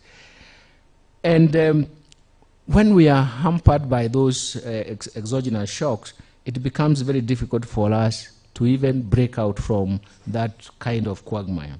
So in a sense, when we talk about reimagining, or even for me, I call it innovative policy management and even institutional management, it becomes very, very important because it's a very, very important requirement and a need combination from this report. But what do we need? It will require bold leadership. It will require innovative thinking. And it will require a willingness to transcend across traditional boundaries. Traditional because we feel bounded. You know, we had arguments with some people, and then I started talking economics. Of course, most of my friends pick jokes on me, especially at the cabinet. They tell me, "Can Jogona speak English, please?" I don't know how English. I think I was swallowed by economics, and that's why I actually talked about this. And how do we move away from? I started talking about rationality. And most of us do recognize that rational choice is very, very important, but it's also bounded. So when we are talking about that, we have to ask ourselves, are we binding ourselves more than it is necessary? So we must move out of this bounded rationality to understand the realities that we have. They are not going to resolve themselves. The challenges that we face will not resolve themselves. Somebody has to come up with innovative thinking. So we must move beyond zero-sum game mentality and try to embrace a vision of shared destiny where we do believe that our actions are going to be at the margin, incremental in terms of solving the problems, and we do believe that our neighbors will do the same. So it provides us an opportunity today for us to reflect on the process and the progress made since the inception of human development paradigm in 1990, and as an alternative development paradigm, especially when we focus on human capital development. And human capital development has become an important issue. It's an issue I raised even some years back when we started talking about export-led growth. And I said, yes, it was very, very important for us to replicate the East Asian miracle. But we need to go back to the fundamentals and ask ourselves, what would ignite that kind of thing? East Asian countries for 50 years had invested very heavily in their human capital development. And at least that's why institutions become very strong. And we can rely on institutions to give us the prospect for the future. So I also, so that's why I agree with the UNDP on human development, that getting deeper measurements or even development and how we can even diversify the aspects of human development becomes human capital development becomes very, very important. And that's why I keep even referring to the works that we covered. But the AERC work, and I would like everyone to look at it, is that especially when it comes to education, where we believe it's the foundation, the education system was not only bad, but it was getting worse. You remember the conclusion. And there was several experts who are providing that information. And so we have to go back and reverse the situation.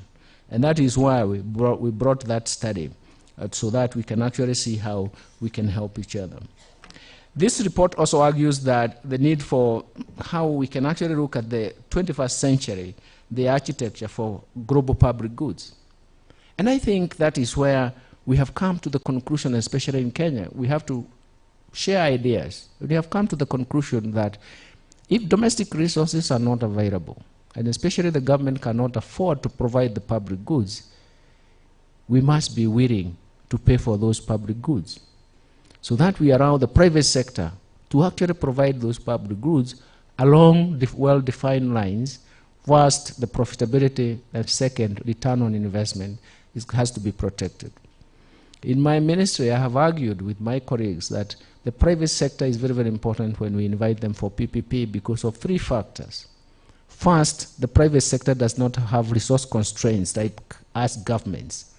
You have budget constraints, you have resource constraints, and so every priority must come in. But the priority that we are bringing in may not be the one that the populace would like. The populace would like everything that they need today, not tomorrow. But you may not have those resources. Private sector doesn't have those constraints. The second thing is that given the world of technology now, it means that we'll have limitations in terms of resources to buy the latest technology. The private sector doesn't have that limitation. And finally, and more importantly, the private sector makes sure that time is of essence. So time to build is the one that takes a long time. You know, I have observed some buildings in Kenya, they take 10 years. A road is stored for a long time. It's not because we wanted it to get stored. We know the benefits of completing it, but it's the resource constraint. Private sector attaches a premium to that, isn't it? That's why we have to accept that we can come up with a combination of public goods provision through the private sector and through the public sector. And that is how we are going to live in a better way. We have gone through several constraints, and we do believe that we could have overcome those constraints if the government had adequate resources. But it doesn't have adequate resources. So that's why we want to bring the private sector, and it's part of the gridlock that we want to resolve. But the road ahead is obviously challenging. But when it is challenging, it's also a whole issue of trying to check and review closely what are the opportunities. I used to write Kofi Annan. He used to tell us that let a crisis not pass without taking advantage of it. Because where there is a crisis, there are also opportunities. And we have massive opportunities. It's for us to think, in part of what this report talks about, collective action, to look for the opportunities. And once we discover those opportunities, let us make sure that we take advantage to the full maximum, and that is what is going to help us in terms of the breaking the gridlock. I'm so excited about this report because it solves most of the problems that, especially for us in Kenya, we thought we were the only one targeted for these problems. It's because of our location. We haven't seen the kind of problems that we have seen. And all of a sudden, every day, it is the government must come in, step in to help. The development partners have come in during crisis to help. But at the same time, they have also gone back and supported us with the programs, policy reforms, and even projects that will make a difference. And that is what we really need to do. But for us, it is time to actually take stock and try to invest, especially for climate change, because we are going to be there for a long time, to invest heavily in terms of adaptation and also resilience. And that is what is going to make a difference. So I would like to thank the UNDP for specific findings for this report. They are consistent with what we have talked about, what our policymakers have said, and even what most of our researchers would say. It is not theory. Now everybody has cooled down. I know my first time to go to public sector, and especially coming from the university. For you, they were saying it's an audit query. For me, I was being told that it is not theory here, this is practice.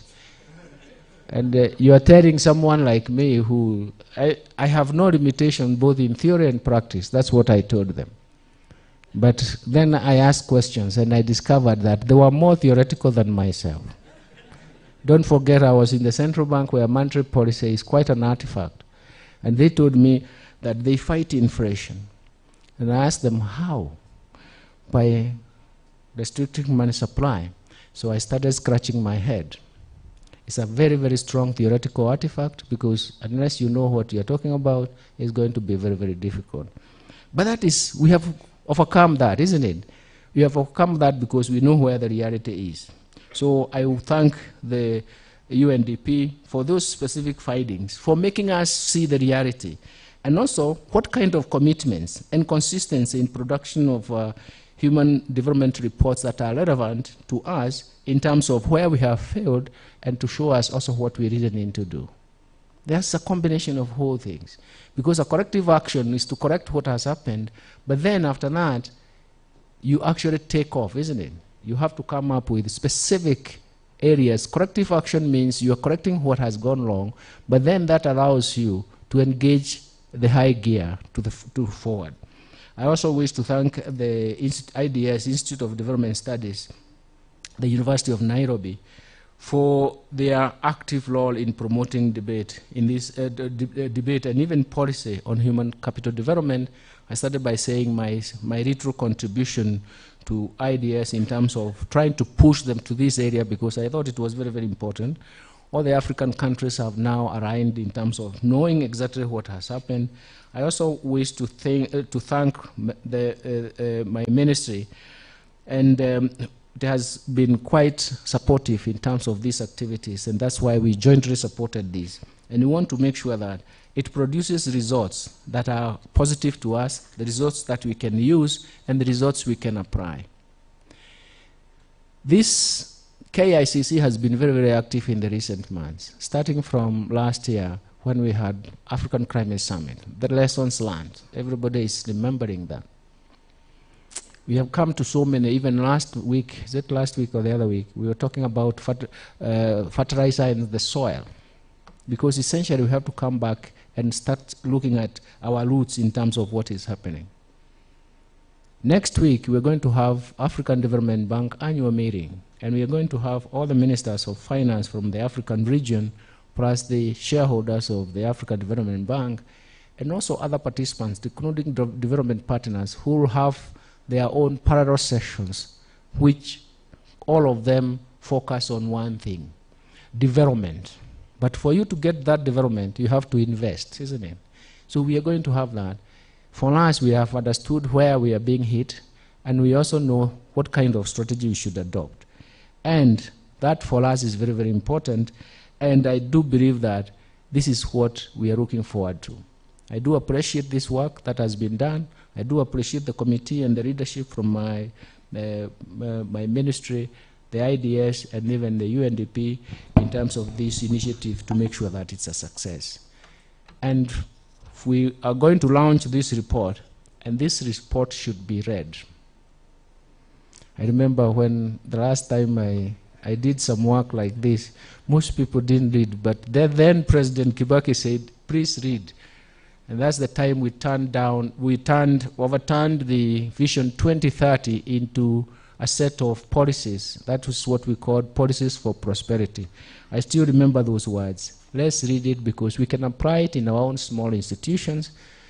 I have also given a rundown of my own experience, and most of that experience are studies that I've initiated across the globe, mostly in African countries, but even partnering with others. there are also personal experiences in terms of the devastating consequences. So what the UNDP have done is to lump out what should be done. We know the problems, we have experienced them. So right now, we want to take the measures and push them forward. Thank you very much for that. And with that, I'm sure we are going to declare the report launched. I think I have to be advised on that. Thank you very much indeed. And now I leave you to... Thank you so much. Another hand of applause. I may request the chief guest to stay where you are. Chief guest, yes, so that we are able to really handle the... I now request the other guests to accompany, to flank the CS as we do the countdown to the launch. Yes, I think we are going to be guided. We have a timer, so we will be saying 10, 9, up to... yeah, it's here. Yes. 10, 9, 8, 7, 6, 5, 4, 3, 2, 1. There we are.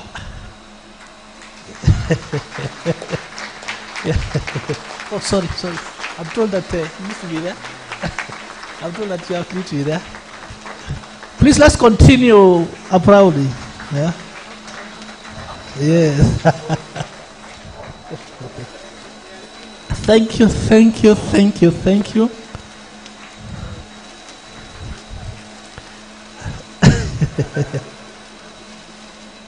So we'll have the chief guests give a number of the reports to designated the recipients. Maybe the press now can be able, so that the principal can be able to see what's happening here as well. Yeah, please guide. Yes. Are they for the... Yes. Good, great. Yeah, that's all right, yes. I'm realizing you're not constitutionally, because I only Madam who is basically there. Okay, thank you. Let's continue giving a hand of applause. I think we are being challenged that, just the launch, we need to proceed and read the report. Yes, thank you so much, I think, chief guest. Yes. I think as you get back to your seats now, we are still one last bit of the program. I know we are pressed for time, but if you check on the program, we are supposed to have discussions, but I've been informed that one of them, Mr. Kwame Owino, Institute of Economic Affairs, did not manage. I think he's indisposed.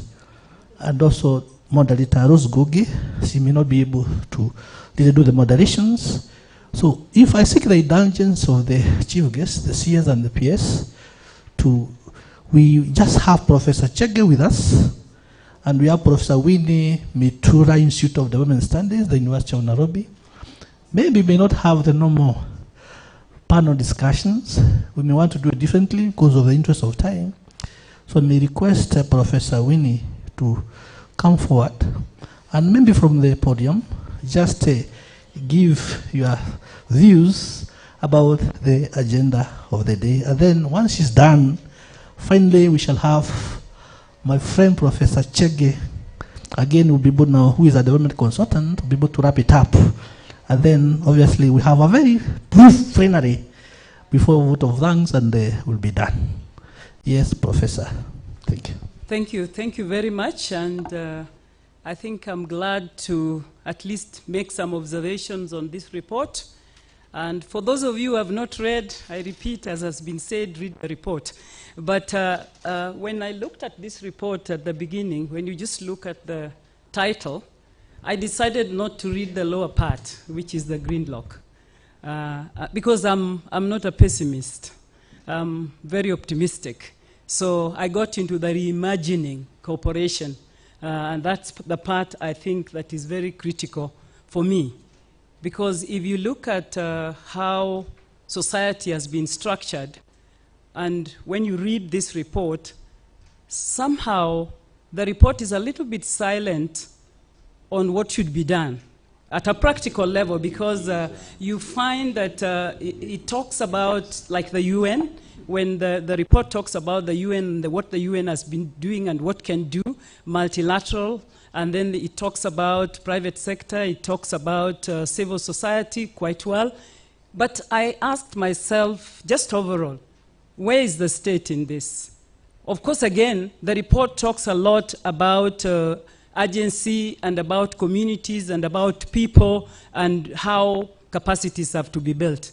So I think what one is looking for in this kind of engagement and discussion is, what is the pin? What is pinning all these things that we are talking about? What pins it up? Sometimes back we used to talk of a statist approach. Now we talk about governance. The PS has just talked about institutions. Of course, institutions is us. It's really us. It's the human resource. It's developing the capacities of individuals and ensuring that individuals are able to respond to the context and scale up. But when it comes to cooperation, many times we listen to cooperation and we think of not local. But this report is very clear about the emphasis of it's only from the local that we can engage globally. So there is also in the report that connection of connecting the local and the global. And then you come to ask, where is the gap? Because if you look around, most of this, they are frameworks. We are not missing frameworks. That's why I say I play down the gridlock. I don't think we are missing frameworks. Frameworks are available, but the frameworks are not working as they should. Because even when we take the concept of institutions that is so well spoken of by everybody, institutions can't just be left there to be there forever. Even the UN continually should rethink and reboot and recast itself. But many times we think that the institutions are there and they remain there and they should be there as they are. I think our biggest failure globally and locally is inability to keep, we do M&Ds, we monitor. We want to know how people are engaging, what is the agency, what is the status of human development. But the question is, what do we do with those monitoring and evaluations? How do we intervene to, for example, the agency that is talked about in the report? How do we build capacity? We are being told that about half the people are just not feeling that they are part of what's going on. And then the report talks a lot about populism and a little bit on the negative side, but then the populists are the ones who are kind of scaling up. So, and at the end of the day, my expectation is that the populists are going to be the ones informing institutions.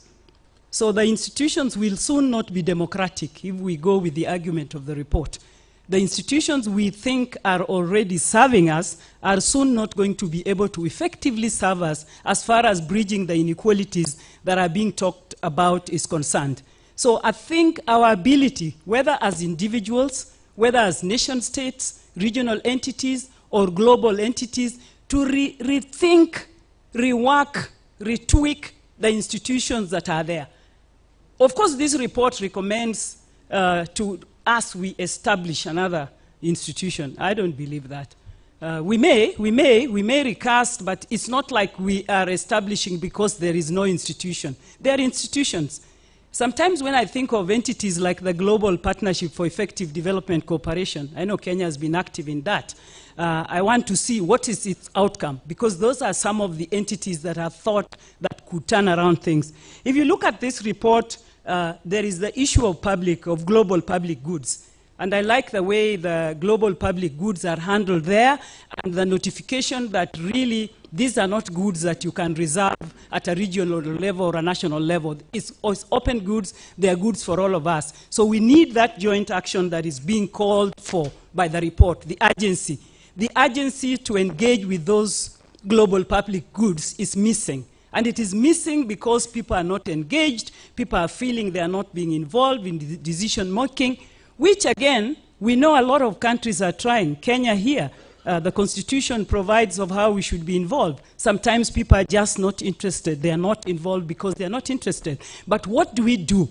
What should be done at a local level like Kenya State to ensure that those half, we build it up to 80% feeling that they are self-fulfilling, they are engaging in development in a way that and their voices are being heard in the decision making. Would that require building new institutions? That I leave to the readers when you read the report. Then there is the concept in this report of mismanagement of global interdependence. So this mismanagement that is talked about in the report, probably we need to interrogate the frameworks that we have in place that are meant to manage the global, like I think we are doing well in climate change. I'm not a pessimist, as I had said. I think we are doing well. We still need to build up, but we are doing well. If you monitor the frameworks, we are not getting maybe to the 2030 target, but there are things happening about climate, and people are engaging with that concept. So when we talk about the mismanagement of global interdependence, it is about those institutions that we put in place. So are we going to reboot them, retweak them, or establish new ones? Those are questions I ask as I read the report. Then the report concludes very well with expanding agency and easing polarization. So how do we expand agency? And in expanding agency, sometimes when we talk about agency, we tend to think about just individuals and people. But where do we put the state? And in this report, I think the report is very shy at talking about the state, the state, because if the report is emphasizing local responses and the importance of local responses and the importance of people's being capacitated, I think the state remains in that equation. Many times when we talk about governance will not happen on its own unless there is some good coordinator. The report again talks about, let's see it as a coordination issue. I like that point again in the report. Let's see the challenges that we are facing as a coordination issue. So that will imply we need to put coordination measures, and either new coordination measures of the entities and activities that we are engaging in responding to these global issues. So I think the report has a lot in terms of what can be done, and the whole parameter is put on agency. The most critical aspect is agency, which I agree to, but I also believe that to exert that agency, states have to be very active, regional entities, national entities, including the UN, is really a collective action, as has been clearly said. But that collective action still needs effective coordination. And at a local level, I think the state will never run away, my colleague Juguna, the state will never run away from its responsibility, however much you build our capacities, because there will always be that feeling of there is need for somebody to take full responsibility. And states have to take full responsibility. They are not given that highlight in the report. I think there is like a box or so talking about politics, but still that doesn't bring the essence of the role of the state in terms of ensuring that what we are calling for happens. Otherwise, this will remain a theory if we don't have good coordination of all the efforts that we are saying, and then somebody who is threading it up right at the center to leverage that. Because even if you look at the debate, what my colleague PK emphasized, the issue of North-South, which is mentioned, is not overplayed. And I like the fact that it's not overplayed, because I think we've grown out of emphasis of North-South. It's not, the issue is just North-South. It's not North-South. We are told we can choose not to globalize. I also don't believe that. But we cannot choose to deplanetize. I think both cannot be run parallel. We are within the globe. There is no way we will deglobalize. We have to deal with these parameters of globalization because the report highlights issues of digitalization. Technology is all there. And you cannot talk of technology and digitalization without actually talking about globalization. So really, we cannot choose to deglobalize. We are in the globe. It's how we engage with the globe which is going to make a difference. How do we engage with the globe? What choices do we make? When we go to those big meetings where, interests are involved, who is putting our interests down? And if we believe in agency, what informs those interests that are being shared in the globe? I think in Kenya, we have reached a stage where we do adopt some of those global measures. It's like it's given in our constitution. Once we commit at the global level, we adopt. So once we adopt, we need to put a framework to operationalize them. Gender is over-talked about in the report, quite a lot on gender. And we are making mileage. We cannot say we are not making mileage on gender. It's now 20, almost 30 years back, but we are making mileage. So thank you very much. Let's read the report. It is not an easy reading. It is a bit technical, but enjoyable. Thank you. Thank you so much. Thank you so much, Professor. Yes, our guests may have to leave, because remember we alerted you there was going to be another functions that is starting immediately. I know I'll be required there, but let me conclude on this one. Yes. Finally, let's have Professor Chege. Professor Chege, who is a development consultant. And as we do so, let also recognize Peter Chemwano, who is in our midst. He's a director at Departmental Committee in the Kenyan National Assembly. He's representing the clerk of the National Assembly, Samuel Joroge. So please, Peter, feel part of us. Professor.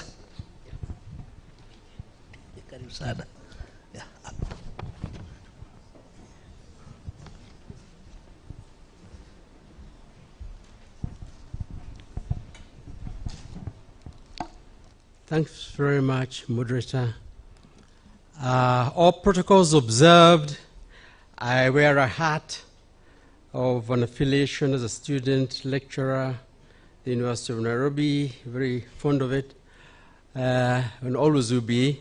And also of a former advisor at Treasury in planning, and also very closely affiliated with UNDP and its work in many areas in our country and in Africa. Let me say this as a start. I don't want to bore you by repeating what the report says. I hope that in the 10 or so minutes which have been given to me, I can say something about what we in Africa and Kenya might get out of it that might help us answer some of the difficult issues that are posed in it. When the report came out first globally in the 13th of March, and it was broadcast worldwide, there's one sentence that really attracted me in it, and it says as follows: people are looking for answers to the way forward in the world today. Kenyans are looking, and Africans are looking forward to answers forward to the world today. I'm looking forward to the answers to the very difficult and fragmented, violent world that we live in today, and where I see very little hope, especially for young people in this country coming out of the job market with education, and not just here, the rest of Africa and most of the developing world. India is having elections. Rapid growth probably will be by 2030 the third biggest economy in the world. Serious problems of poor job production, inability to address the problem of youth employment, just like here. So let me begin by saying the following. All the issues that are raised, as the CS and the PS have told us, are important, and we should take them to heart.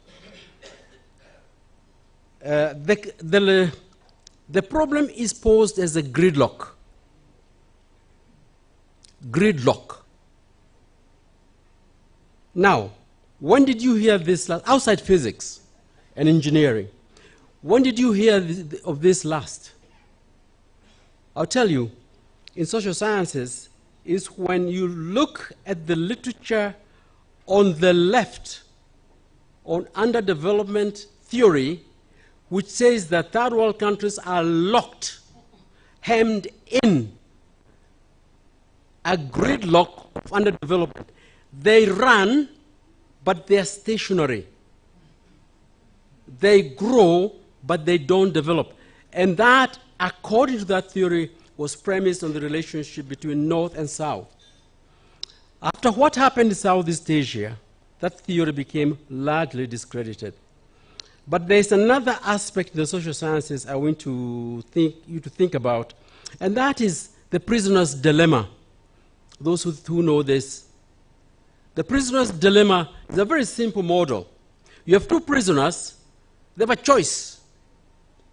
They can confess and snitch on each other, and you go out alone, or both of you can say nothing because you trust one another, and both of you gain. The idea of a prisoner's dilemma is cooperation, but not just cooperation, trust in one another, because you don't know what the other guy is saying. But if I really trust him not to betray me, I won't do it either. And you don't measure trust. There is no index of trust. But it is very important. I do not see this coming out as strongly as I would have loved to see. Trust between individuals, trust between communities, trust between countries.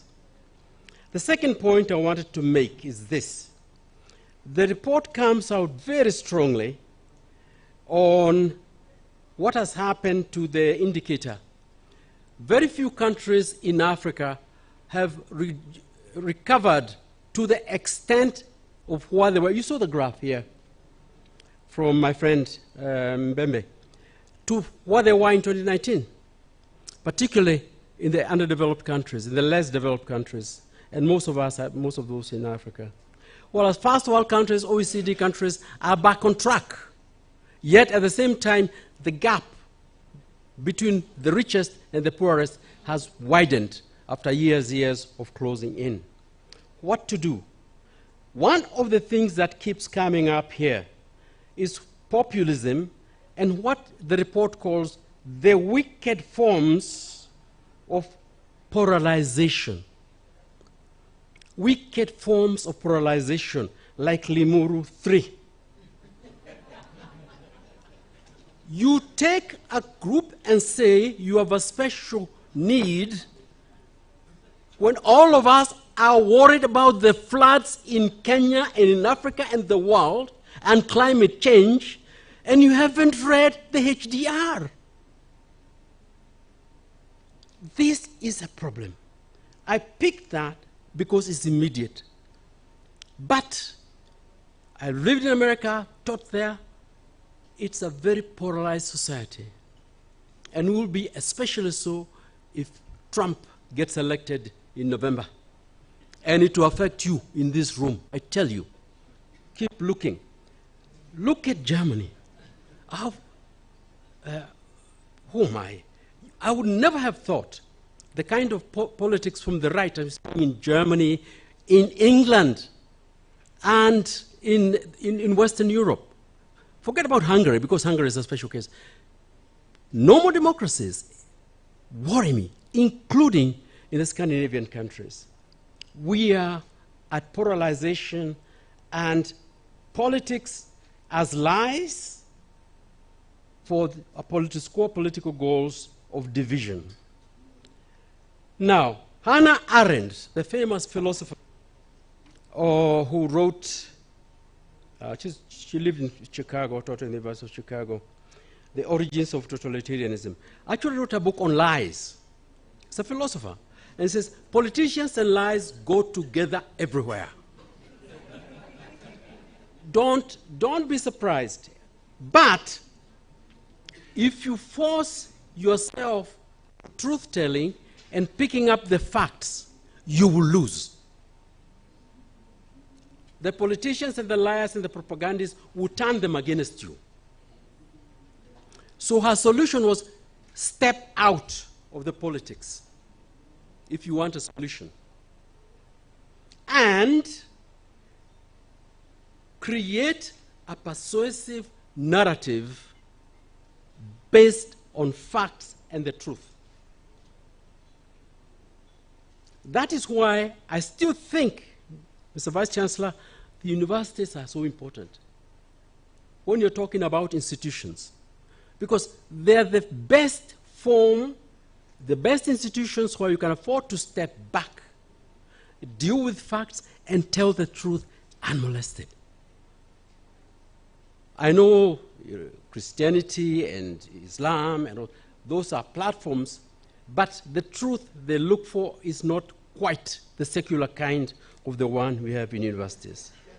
Hannah Arendt says, lies are often much more plausible and appealing than reason and than reality, since the liar has the advantage of knowing beforehand what the audience wishes to hear and expects to hear. Because facts do not stand by themselves, we must find storytelling that makes facts appear to people who indeed have differences of opinion. Persuade people of different opinion. This report says move towards resolving the gridlock between politicians. The solution is very opaque if it's there. It points to the direction. When we come to do the regional HDRs and the Kenyan HDRs, then we can do the Rimuru 3s and 4s and 5s and a whole lot of others who are even worse.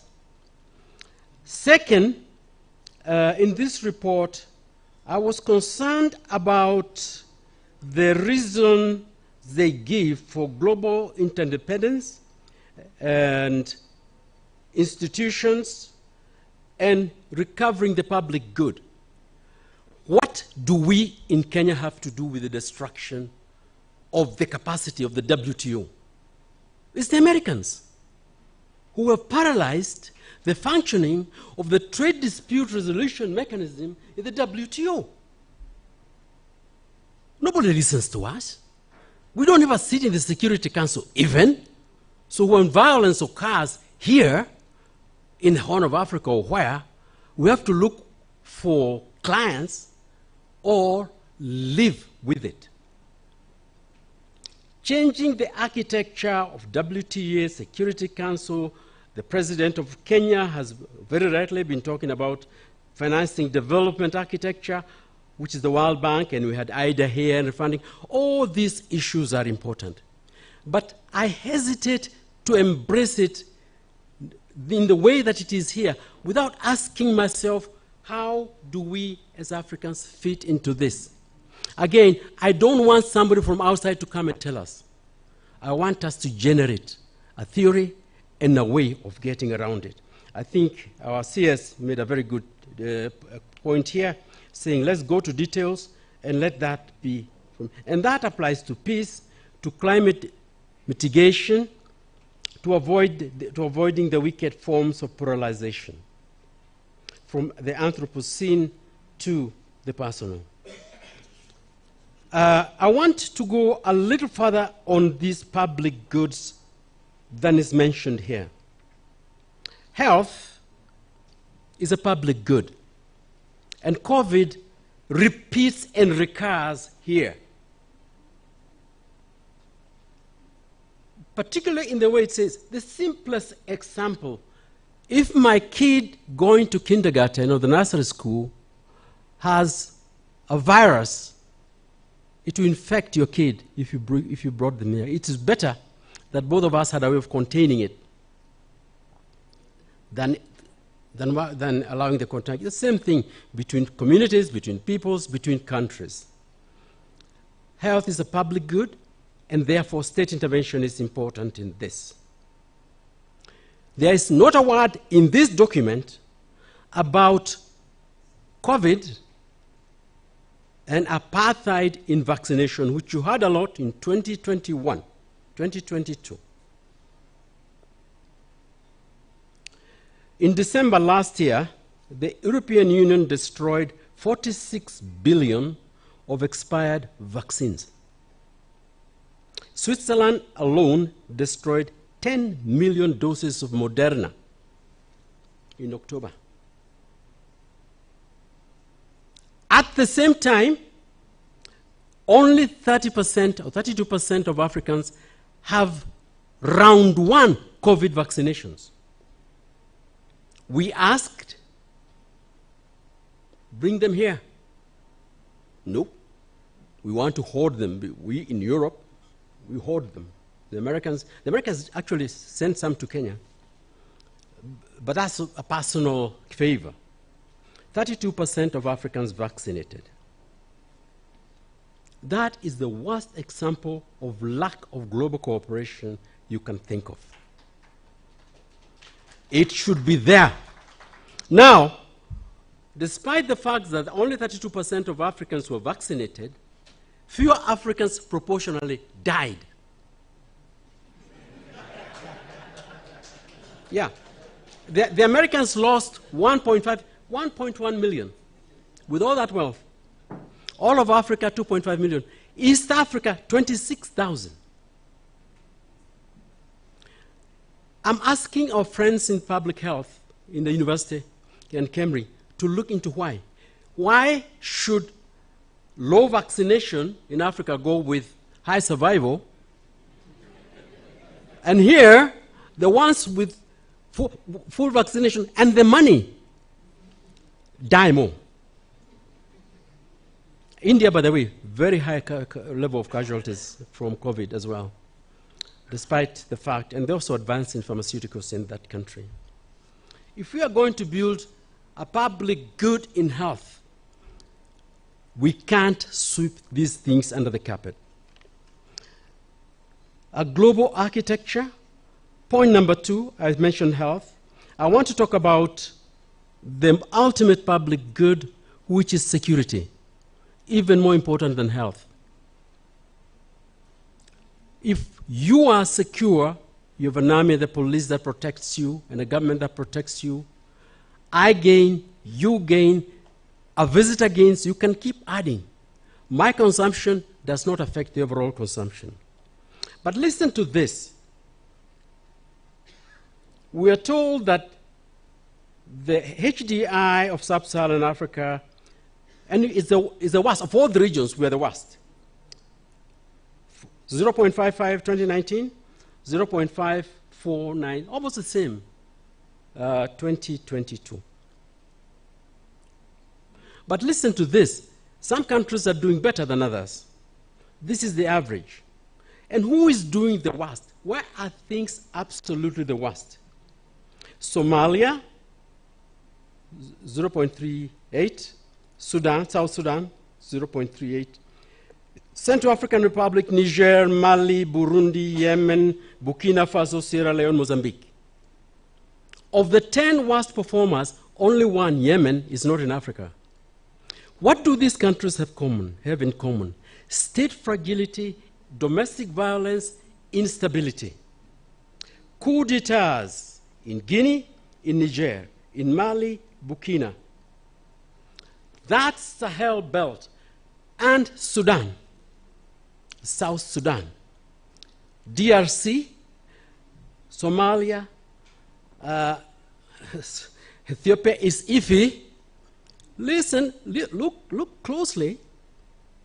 Kenyans have to be very careful about what a precarious situation we're in and why we ought to worry about the global architecture of security in our region.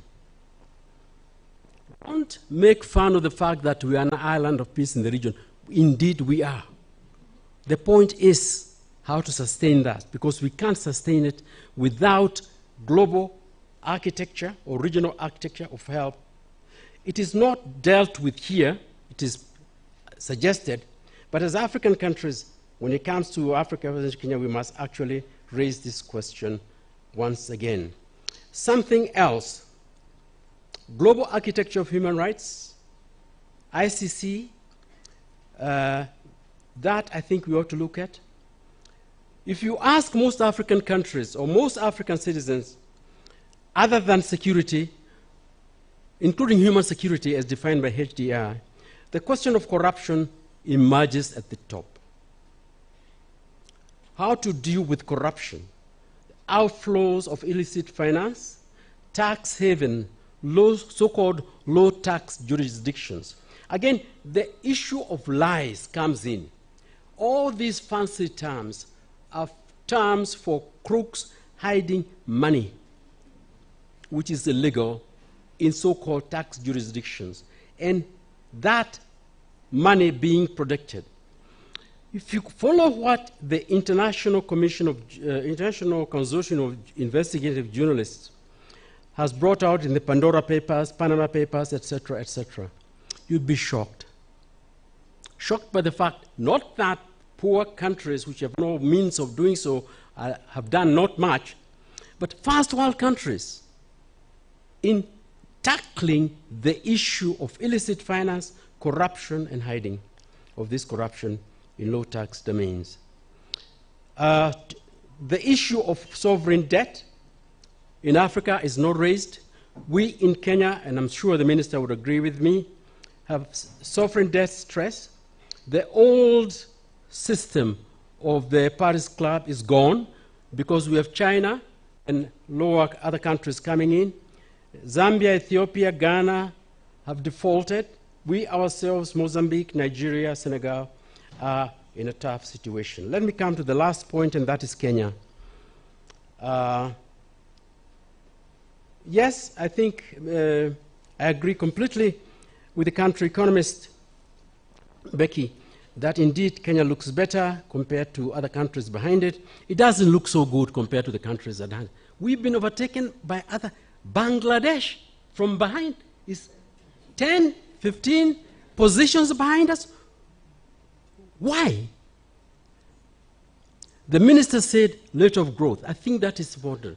Rapid rate of growth, equitably distributed. That translates to the third pillar of HDI. That is, I'm about to finish. Yeah, but I'm stressed, just like the report says some people are stressed. Especially from the third world, about these issues. I feel very strongly about this, as you can see. Now, what are we doing here? It's lack of rapid growth, but also equitably distributed, but also the health indicators. We have to do better about longevity, maternal deaths. We've done well, but we have to do better than we've done. Education, perfectly okay, but quality, and those issues are important. And our universities should be playing and should be reconfigured to play a bigger role in that. We are doing well. Comparing HDI rank to per capita GDP, that ratio, we track it. And you can see Kenya is doing better compared to its cohort of GDP. We are doing better in HID. And that's good. We should feel happy as a country about. Finally, the question of agency. The report says people should take agency. How are people in unstable countries going to take agency in Congo, in South Sudan, in DRC, in the killings in millions in the Sahel? Now, Joe Stiglitz, who is cited here, who is a friend of Kenya, by the way, and was at the Institute for Development Studies in the 1960s. I was a research assistant, just in my 20s, just began there, so I remember. And he was one of the co-authors here. He's very fond of the University of Nairobi, and this is a friend of ours. And here, he's the co-author. He's just come out with the book. We're talking about what to do about the future. People are asking themselves, what is the way forward? And the book is called The Road to Freedom. It is a reprise of Hayek's 1940s book, The Road to Serfdom, which was about markets. Here, he is saying markets on themselves will not deliver and can be actually corrupting to the good of the society. You need society, you need public intervention, you need government intervention in tandem. It's not one or the other, it's both. When I read again the sessional paper number 10 of 1965, which a lot of people in Kenya never read but think they know something about, the loudest ones don't know enough about it, it talks about a mixed economy, state, private sector, cooperatives, private investment, national investment, foreign investment. It's closer, this book, if you read it, to those ideas than they are. So, I conclude by asking my friends, because I want an African answer to these issues, particularly the UNDP. If you're going to reconfigure yourself, UNDP should also reconfigure itself and ourselves. To answer these questions, please, and take it from an African point of view. with our friends in the ministry. I know there are enough of us in the University of Nairobi and enough independent, committed people who will not betray Africa, like the prisoner's dilemma, which requires trust, like I said. Thank you very much. Thank you so much, Professor. Thank you so much. It's not easy. It's not easy, Vice Chancellor. It's not easy for me to limit Professor Chege, because one, we've known each other for quite a bit of time.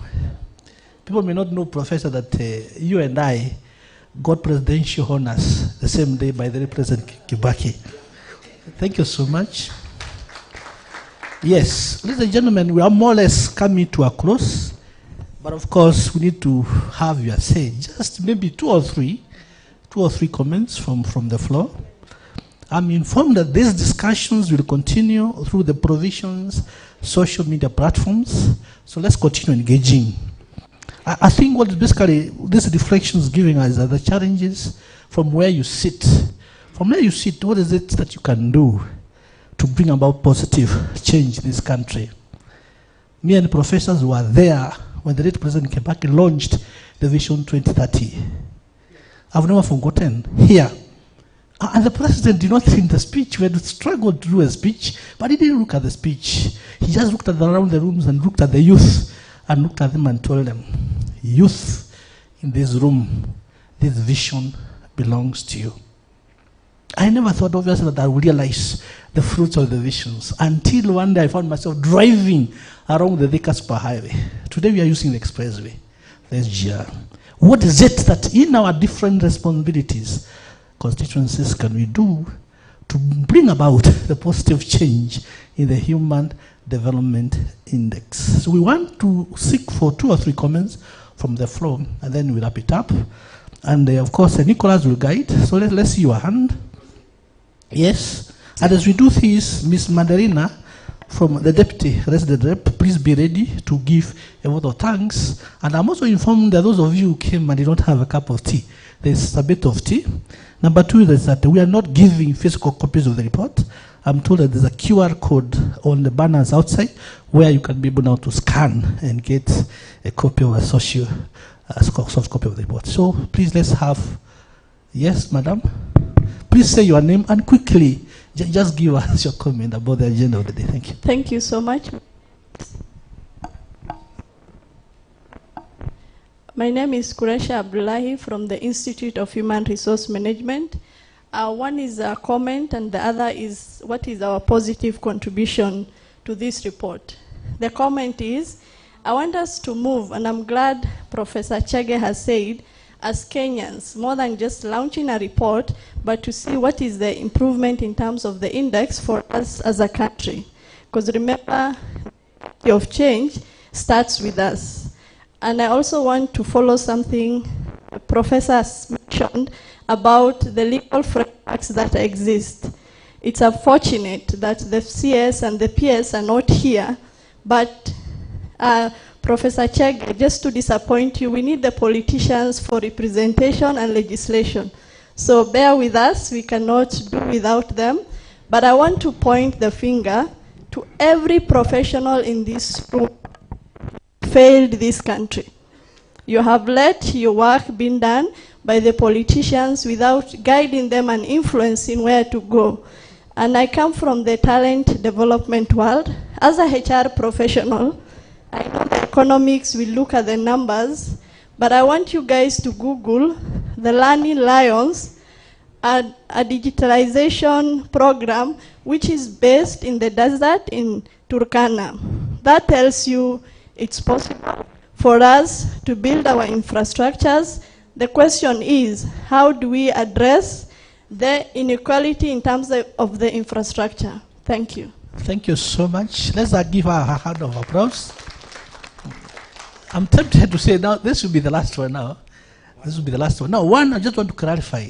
The CS and the PS, the guests of honor, they have moved to the other functions, the amphitheater, which will actually be there for the next 3 years. And I know most of you here will be proceeding to the other functions, the launch of the Kenya Economic Survey 2024. That's very, very key for all of us. Yes, proceed. One more.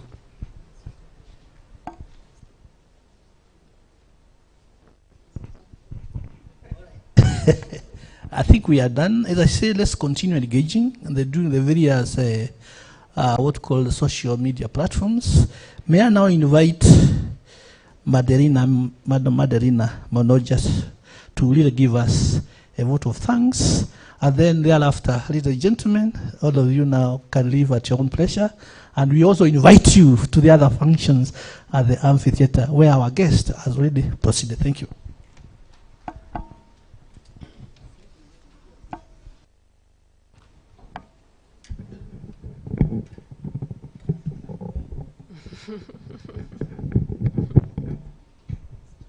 Yeah, I think it should be. Yeah. Okay, good morning, distinguished guests, and riding on the protocols that were already established this morning. Thank you so much for participating and contributing to this important dialogue. This is actually just the beginning of the dialogue, and as the lady just said, I forgot your name, ideally this dialogue should continue in depth, whether at the university or in the different groups that we are in, so that we can really interrogate the findings of this report. And the important part is really, what is the takeaway? Yeah?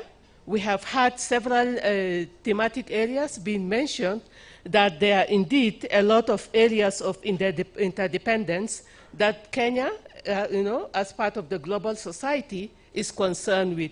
Whether it's in the area of climate change, whether in the area of pandemics, we have heard about the effects of COVID, whether in the areas of the digital revolution, whether in the issues of trade and global security. These are the issues in which Kenya, being one of the countries in this global community, is facing or is struggling with in how to tackle them. These are indeed the same areas that is, again, widening the inequalities between the different nations of the world. So the question is, as has been highlighted by the CS, the VC, and all the professors in their distinguished interjections, what do we do about them? What is our role? Whether the academia, whether the private sector, whether indeed the government. When the CS talk about his key contributions in terms of really strengthening the aspect of human capital development, yeah? The aspect of really increasing the domestic tax base, the aspects of ensuring policy consistency so that Kenya attract the foreign direct investment that it needs for growth, the aspect of really even tackling this digital divide that in Kenya we can see between different counties or different societies in Kenya. How do we in Kenya, as part of the global community, start even in Kenya to really narrow the divide that is here? We have seen the inequalities between the ASALs and the other counties. How do we use aspects of this report to be able, in our respective places and institutions, to contribute towards narrowing this divide that Kenya as a country, as a society is facing? These are all the questions that are really we go back with, and we try to reflect on them, and we try to see what our role is in that. I'm very happy that the academia is well represented here, that the private sector is well represented here, and the government is well represented here. These are the things that we all really have to do. What does education mean to us? The professor said he wants African answers. I'm sure you all are in the room here will say, what is the Kenyan answer to that global challenges and the global issues? How do we put the education into practice, and how do we tap into this area of innovation to be able to find homegrown solutions to these global issues that are facing us? Yeah? In a number of forums, the President, His Excellency President Ruto, has always said that Africa should not see itself as a victim. Rather, Africa presents an opportunity and to these global challenges, and Africa has the wealth of resources that really it can tap into to be able to contribute to solving these global challenges. And this Africa starts with Kenya, and this Africa starts with all the other countries in the global south, rather, to really tap insight into the resources, whether these resources are in building institutions, whether these resources are in strengthening the human capital, whether this resource to strengthen the area of innovation so that we can contribute the African solution to these global challenges. Thank you very much to the Ministry of Finance, Economic Planning, the National Treasury, to the Academia, University of Nairobi, to all of you for your participation this morning. On behalf of UNDP, I want to wish you all a productive day. Thank you.